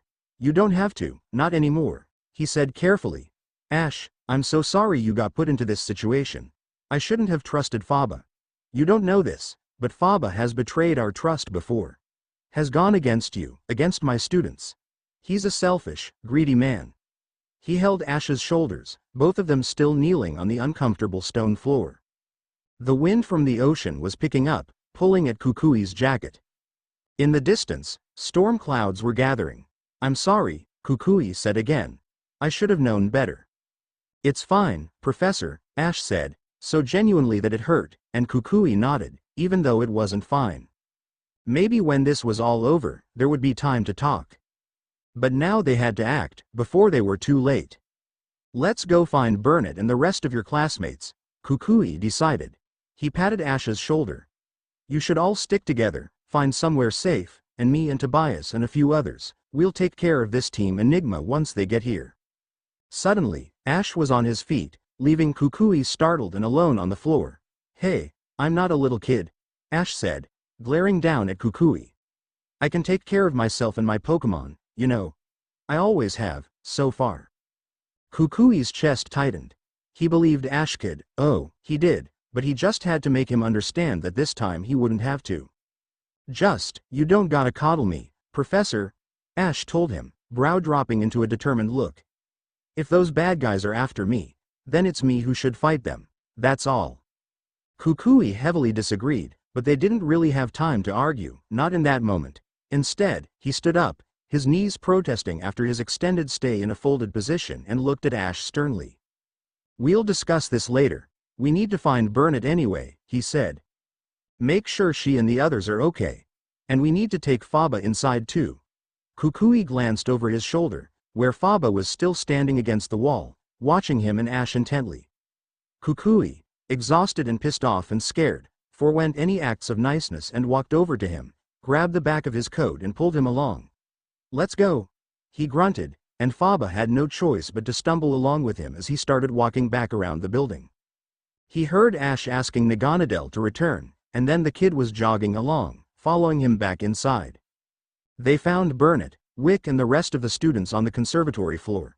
They had gathered in the break room of the floor, and Tobias stood just inside the doorway of the room, hands crossed over his chest. "What happened?" he demanded the moment he locked eyes with Kukui. "I thought you were coming straight here but you disappeared. And Ash wasn't. Where did you go?" "Kukui, what's going on?" Burnett asked, her brow tight. "Tobias said we should wait for you." "Ash?" She looked around Kukui, where Ash was standing, holding Pikachu and shifting his weight around with agitated energy. "You okay? Both of you?" Kukui glanced around the room, where Wick and the rest of the class were gathered, looking at them curiously, and stepped back. "Outside," he said quietly, sharply. After Burnett and Tobias stepped into the hall, Kukui closed the door behind them, revealing Faba standing against the wall, hands still cuffed in front of him and coat askew. Burnett's eyes widened almost comically. "What, caught someone in the act?" Kukui said. His voice had an unsettlingly cold and even quality to it that might have startled him, had he not been so focused on keeping it all together. "Sneaking behind our backs." "Faba!" Burnett exclaimed, her tone increasing. He took Ash up to the roof and called for extraction. Faba stammered, raising his bound hands. "Listen, it's all a misunderstanding." Burnett snapped. She took a step forward, fluid like a panther, and slapped Faba across the face. "You bitch," she yelled. "After everything we did for you? After everything we forgave you for?" Faba stumbled back. "Be Burnett. You. I cannot believe it," Burnett continued. Her hands were balled into fists, trembling at her sides, and Kukui was certain if Faba said the wrong thing now, he would feel it. "How stupid we were. How stupid Lusamine, oh my gods. Kukui placed a hand on her shoulder, and Burnett whipped around to look at him. Her voice cracked. Kukui. I know, he said. I know. Ash, Burnett breathed, and her shoulders sagged. She turned and found Ash standing there, looking at her with a blank expression. Ash, oh my gods. I'm so sorry. She stepped up to him, arms raised, like she was about to pull him into a hug, but stopped herself just before. Are you all right? He didn't hurt you, did he? Ash just looked confused. He briefly glanced down at himself, as though to check if he still had all his limbs attached, and then shook his head. No, I'm fine. Burnett's hands still hovered at his sides. Can I? Ash, blandly, nodded. Burnett wrapped him in her arms and Ash let her, his own hands still holding Pikachu in the space between them. Kukui's heart twisted looking at them, knowing how much of a mirror image this was to the moment he'd shared with Ash up on the roof just minutes ago. And suddenly, he saw it as what it was. It hurt, realizing it. How they, Burnett and him, thought they were comforting Ash, but mostly it was for their own solace. Confirming they hadn't lost the kid they pretty much thought as their own. Confirming they hadn't failed him. But this Ash, younger, recently traumatized, didn't know them like that. Didn't expect help from adults, didn't understand why they would be so concerned for him. He was hardwired to survive on his own, and Kukui was afraid he was taking on Burnett and Kukui's worry as another burden to carry and a problem to solve. Tobias had courteously let them have their moment, but once Burnett let go of Ash and stepped back, he cleared his throat and leveled a stern look at Kukui. So, they're on their way? Kukui nodded. Yes, let's get ready. After a brief and very vocal argument, Ash ended up sticking with Kukui while Tobias escorted Faba away. Wick would go with Burnett and the rest of the class somewhere safe deep into the building, and Burnett would be explaining the situation to the kids once they were behind lockable doors. Ash had absolutely refused to go into hiding, so to avoid him running off on his own, the next best thing was him sticking with an adult, or soon, multiple adults capable of protecting him. Besides, Kukui thought, he'd have to start showing Ash more respect for his abilities and independency if he wanted to gain his full trust. No more treating him like a vulnerable kid, even if it went against his every instinct. The Ash he knew had fearlessly gone against Ultra Beasts and the Tapu, and even other hunters like Team Rocket. This Ash, though younger, seemed to have plenty of similar experience already. Kukui hadn't coddled his Ash because he'd seen the experience in the kid, but he understood now that experience had come from somewhere. This Ash might be a little rougher around the edges, but he was in no way delicate. He had every right to stand up for himself. Come with me, Kukui told Ash, and they started down the hallway. Ash fell into an easy jog to keep up with Kukui's long strides. Where are we going? Kukui gave him a brief smile over his shoulder. Just going to make a phone call, here. He stopped at a door at the end of the hall that led out to the main deck. Normal cell phones don't work inside this building since this is a high-security research complex, Kukui explained, and let Ash step out ahead of him. We need to stand below an open sky if we wish to make calls to the outside world. Oh, okay, Ash said. He breathed in deep, stretching his hands up and closing his eyes briefly. He seemed glad to be out of the building and its thick, metal walls. Kukui took out his phone, keyed in the correct number and waited as the line connected and started beeping, indicating it was ringing on the other end. It rang for a while, but Kukui wasn't worried, he had been expecting this. Finally, the phone was answered with a bored drawl. Ula Ula Police Station. Nanu, Kukui said. It's Professor Kukui. Oh, Kukui, Nanu greeted sardonically. To what do I owe the pleasure? Kukui let out a breath. To keep this brief I need your help. Did you see the interview Ash did with Sports and Pokemon? Oh yeah. There was a pause and some noise, and Kukui imagined Nanu leaning back on his chair and stretching his feet on the table. That was a strange one.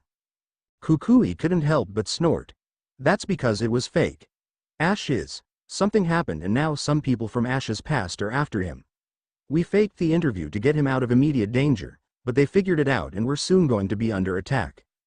Nanu's voice got sharper as he asked, where are you? On Ether Paradise. Faba, Kukui took a breath. Faba was the one who sold us out, but he's been taken care of. We have guards here, and me and Burnett and Wick of course, and few others, but... Kukui could hear Nanu moving around, and the distinct sound of his Meowth milling about his office. Go on. The people who are after Ash, I hadn't heard of them before, but they are a team of Pokemon hunters. I was told they have advanced hunting gear with them. Kukui kept an eye out for Ash, who had wandered a little distance away, eyes trained up to the sky. Kukui, looking into the same direction, saw nothing. We're going to need backup. Certainly, Nanu said.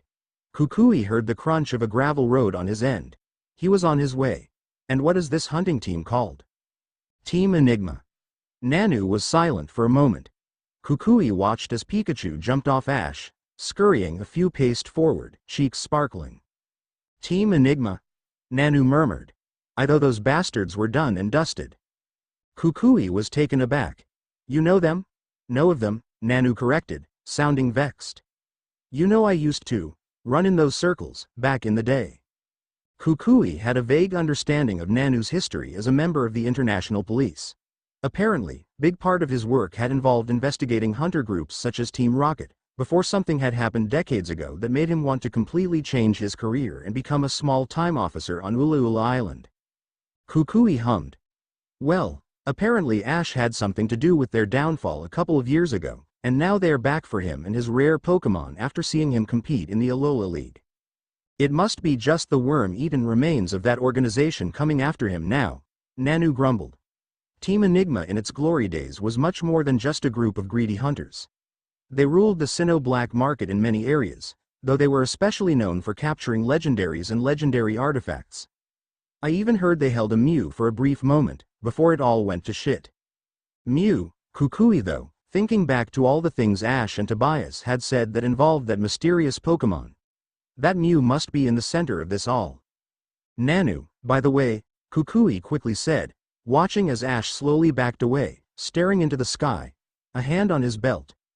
We are trying to solve this quietly. The less people know the better. You can of course bring Jenny with you, but don't tell anyone else for now, alright? Nanu snorted. Sure thing. I'm at the docks already, Kukui nearly dropped his phone then. There was a rumbling sound, and Kukui could feel a deep vibration in his chest. A huge shadow was cast over the deck, and suddenly Ash was running before Kukui could even comprehend what was happening. The whole paradise shook as something huge landed on the very tip of the open space, on the landing pad behind all the structures that filled the deck, and Kukui looked ahead just in time to see a cloaked aircraft reveal itself, its massive wings now visible against the sky. Halfway across the deck, Ash was sprinting directly towards it. Ash! Kukui screamed, as the kid and his Pikachu disappeared from his view. Kukui took off running, Nanu forgotten. Ash, wait. He dashed through the structures, but Ash was nowhere to be seen. Damn, that boy was quick. Shit, he said, and then remembered the call that was still going. He raised the phone back up to his ear, breathing hard. They're here, he gasped. Come as fast as you can. Then, Sinnoh. So, you don't work for Lance or the G-Men?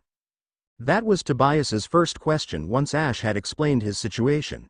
How he had woken up in Alola before suddenly appearing at the Tree of Beginning, then trying to protect Lucario and Mew from Hunter J before escaping with Lucario and meeting up with Kellen and Lance and his friends, and finished off by saying that in truth he'd recognized Tobias from his future travels and not from anything else.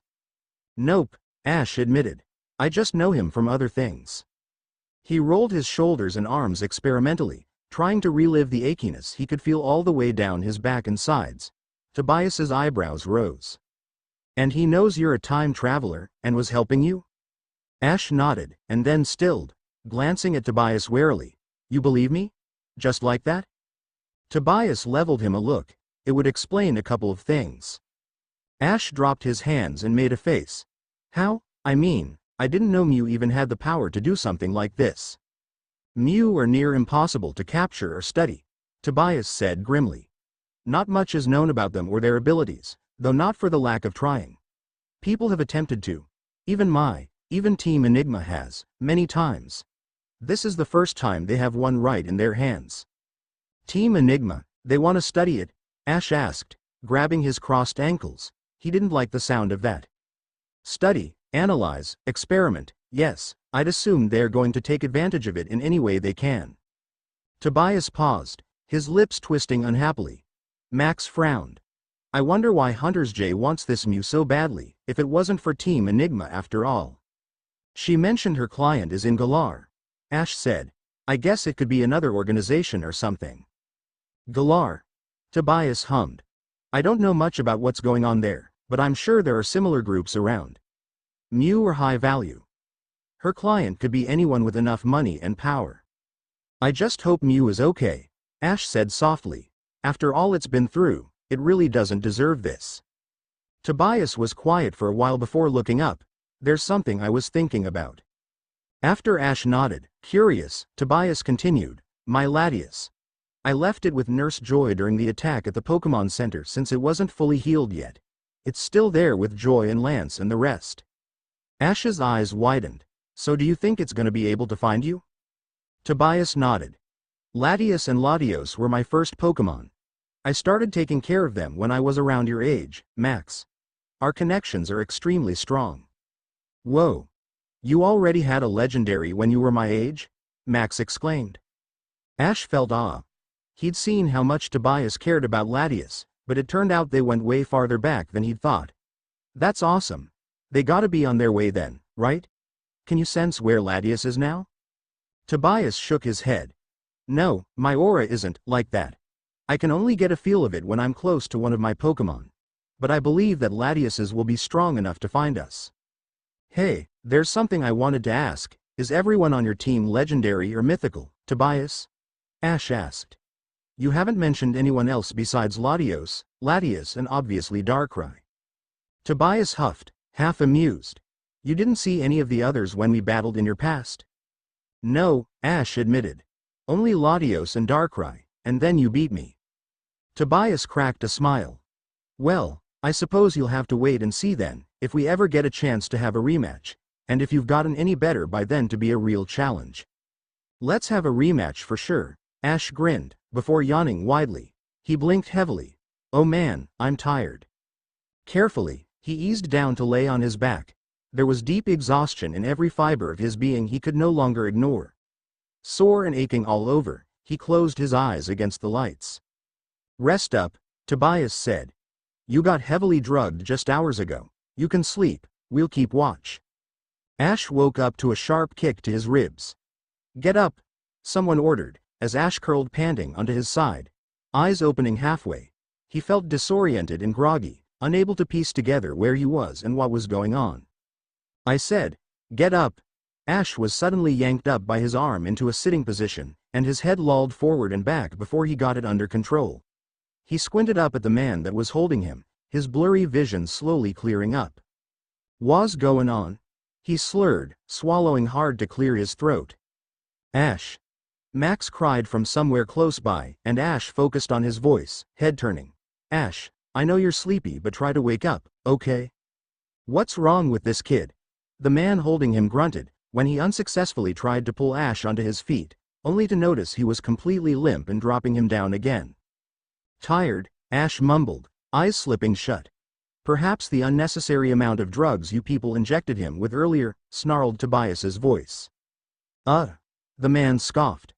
What a nuisance. Ash was then grabbed under his arms and hefted up and over the man's shoulder, and realizing time was running out, he forced his eyes to open. He noticed they were still in the same room as before, but Max and Tobias were tied up against the wall, struggling in vain and glancing worriedly at him. It's gonna be fine, he quickly told them. Ash, Max said, eyes wide and terrified. Be careful, said Tobias, and then Ash was carried off like a sack of potatoes and the door was slammed shut behind them. The next time Ash gained full awareness, there were two things he instantly realized. First, that he was on the back of a moving truck, and second, that Lucario was right beside him. Lucario, he exclaimed, before he even got his eyes fully open, are you okay? He reached out his hand towards the Pokemon and it reached out for his, and they clasped their hands together. I am fine, Lucario assured, and for a moment they just basked in the warmth that flowed between their connected hands. Ash's head was rapidly clearing up, and he felt strength returning to his limbs. He pushed himself up from where he was lying on his side and looked around. What's going on? The truck was similar as the one they were in before, though smaller.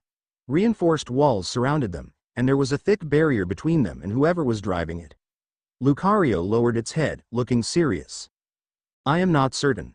I apologize. Ash leaned on his hands. It's all right. I bet we'll figure it out soon enough. I think so too. And what happened to Max and Tobias? Lucario asked. I got to see them for a moment. Ash paused and frowned, an uneasy feeling spreading in his chest. They were fine, but I dunno what Hunter J is gonna do if I don't do as she says. You see, I can't let anything happen to Max. He's still just a kid and would literally kill me if he got hurt. Lucario was silent for a long time. Ash kept holding its hand, the skin of his palm tingling and warm. Their aura, steady and alive. It was easy to focus on that. To draw strength from it and relax into the feeling, bit by bit. And the truck rattled on, steadily, towards an unknown destination. Ash was almost startled when Lucario then spoke again. I truly am sorry. Ash turned to look at it, searching its eyes. Huh? For what? If it weren't for me, none of this would have happened to you. You and Max would be safe.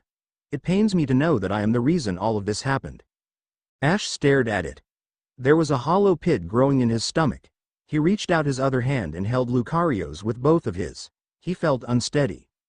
Hey, no, this wasn't your fault, he told it, slowly and carefully. You didn't ask to be involved in any of this stuff. You didn't ask to be kidnapped by Hunter J. It wasn't your fault I grabbed that staff and released you into this world, or that you were sealed in it in the first place. It isn't your fault that there are all kinds of bad people after Mew and other strong Pokemon like you. Alright. None of it is your fault. Lucario looked down, at its hand that Ash was cradling, but its eyes were far away. Thank you, Ash. It truly means a lot to hear that, but I still am a creature of a different time. This new age is wonderful, but I am out of place here. My existence is always going to be causing trouble for anyone I should meet. I do not wish anyone else to suffer because of me ever again. Lucario, Ash held its hand tighter. It hurt, hearing how Lucario was suffering. In a strange and convoluted way, it reminded him of a Mewtwo he once knew, who had been struggling with its own existence. He wished Lucario knew how much he cared about it, even if he didn't have the words to say all of it. He missed Pikachu, and May and Brock, and Max. He missed Kukui and Burnett, and his Pokemon back home. Next to him, Lucario hummed softly, and Ash knew it could tell. It's gonna be okay, he murmured. I'll make sure of it. Around an hour later, the truck came to an abrupt stop, making Ash's stumble forward, and he crashed face first into the floor. Ow! He yelped, sitting up and rubbing at his chin. Lucario was on its feet in an instant, stepping slightly between him and the rear doors. Someone is coming in. Ash got up to his knees and faced the doorway with anxious anticipation. Maybe he would finally hear what the hell was going on. As the rear door opened, it was Hunter J who stood there with a smile. Next to him was Pointy Nose. Well, Ash was pretty sure Jay had mentioned his name earlier, but he couldn't for the life of him remember what it was. Smirking at Ash with cruel satisfaction. Hey, kiddo, Pointy Nose taunted. Funny to see you here. Ash raised his brow and said, Wanna get blasted away again? And watched as Pointy Nose's face flushed red. What did you say? He screamed. Like you're in any position to say things like. Leave it, Dirk, Hunter J interrupted. Oh right, his name was Dirk, and planted her hand on the young man's shoulder. He's all talk. She considered Ash from under her brow. That's all he has left. Ash pinched his mouth shut and let his tense arms drop. The hunter was kinda right. He was effectively caught between a rock and a hard place, and being prickly or stubborn would only put his friends in more danger. See? Hunter J told Dirk smugly. He can be nice, too. The snotty laugh Dirk let out made Lucario growl deeply from its chest. So, what do you want? Ash asked plainly. Hunter J chuckled. I think I told you this already, Ash. You're going to help us. How? Hunter J gave him a long look. Dirk is going to sell you to them. Ash's eyes widened. Sell? Dirk nodded. There's always a need for aura users. Strong Pokemon like Lucario especially, but I would imagine they will be interested in a human aura user as well. They garner plenty of injured Pokemon through their hunting, so a good healer is always needed. Ash stared at them. But I dunno how to. It won't matter. Hunter J said in a final way. I only need you to get inside their stronghold and locate Mew. Once you've done that, you will send us a signal and we'll take care of the rest. Take care of the rest, Ash echoed, eyes widening. Hunter J ignored him. Once you're inside their building, you too will act as though you are just an unassuming, terrified trainer and his precious Pokemon. You'll beg them to not hurt your Lucario, and you are going to tell them you're ready to do anything to keep it safe. And when you get the chance, you'll look around for the Mew. I'm sure it's an exciting topic of conversation amongst the staff, so keep your ears open as well. Ash swallowed. It was an insane plan, and he could already see a million different ways it could go wrong. What if they didn't want to take Ash in the first place? What if they would just confine him inside a room somewhere and not let him out to explore or talk with the staff? What if they sold Lucario straight away to another buyer? Ash made a face. You really think this is gonna work? He asked. You better make it work, Hunter J stated, or little Pikachu might soon find out it has a new owner. Ash got up to his feet so fast his head spun. Leave Pikachu out of this, he yelled before his brain caught up with the action. Lucario reached for his arm, but before they could do anything else, Dirk stepped forward and pointed a familiar, megaphone-like device at them. An aura emitter, Ash remembered, and Ash vision went white as his thoughts scattered and pain shot up his spine and through his skull. He grabbed his temples, knees wobbling under him, and only distantly heard Lucario grunting in pain. After a few seconds, Dirk lowered the device, and Ash staggered in place, blinking hard. Lucario was slumped on the floor, half unconscious, eyes drooping. What? Ash mumbled. It really is fascinating, Hunter J said, and jumped smoothly into the back of the truck. She grabbed Ash's arm, and dragged him along, out of the car. Dirk, bind the Lucario. Ash struggled weakly against her hold. Wait, he rasped. Promise me you won't touch Pikachu, all right? Hunter J picked up a metallic ring, and closed it around the middle of Ash's body, securing his arms against his torso. The band wasn't that heavy, but right away Ash felt his mind clouding over, and his body getting weak and sluggish.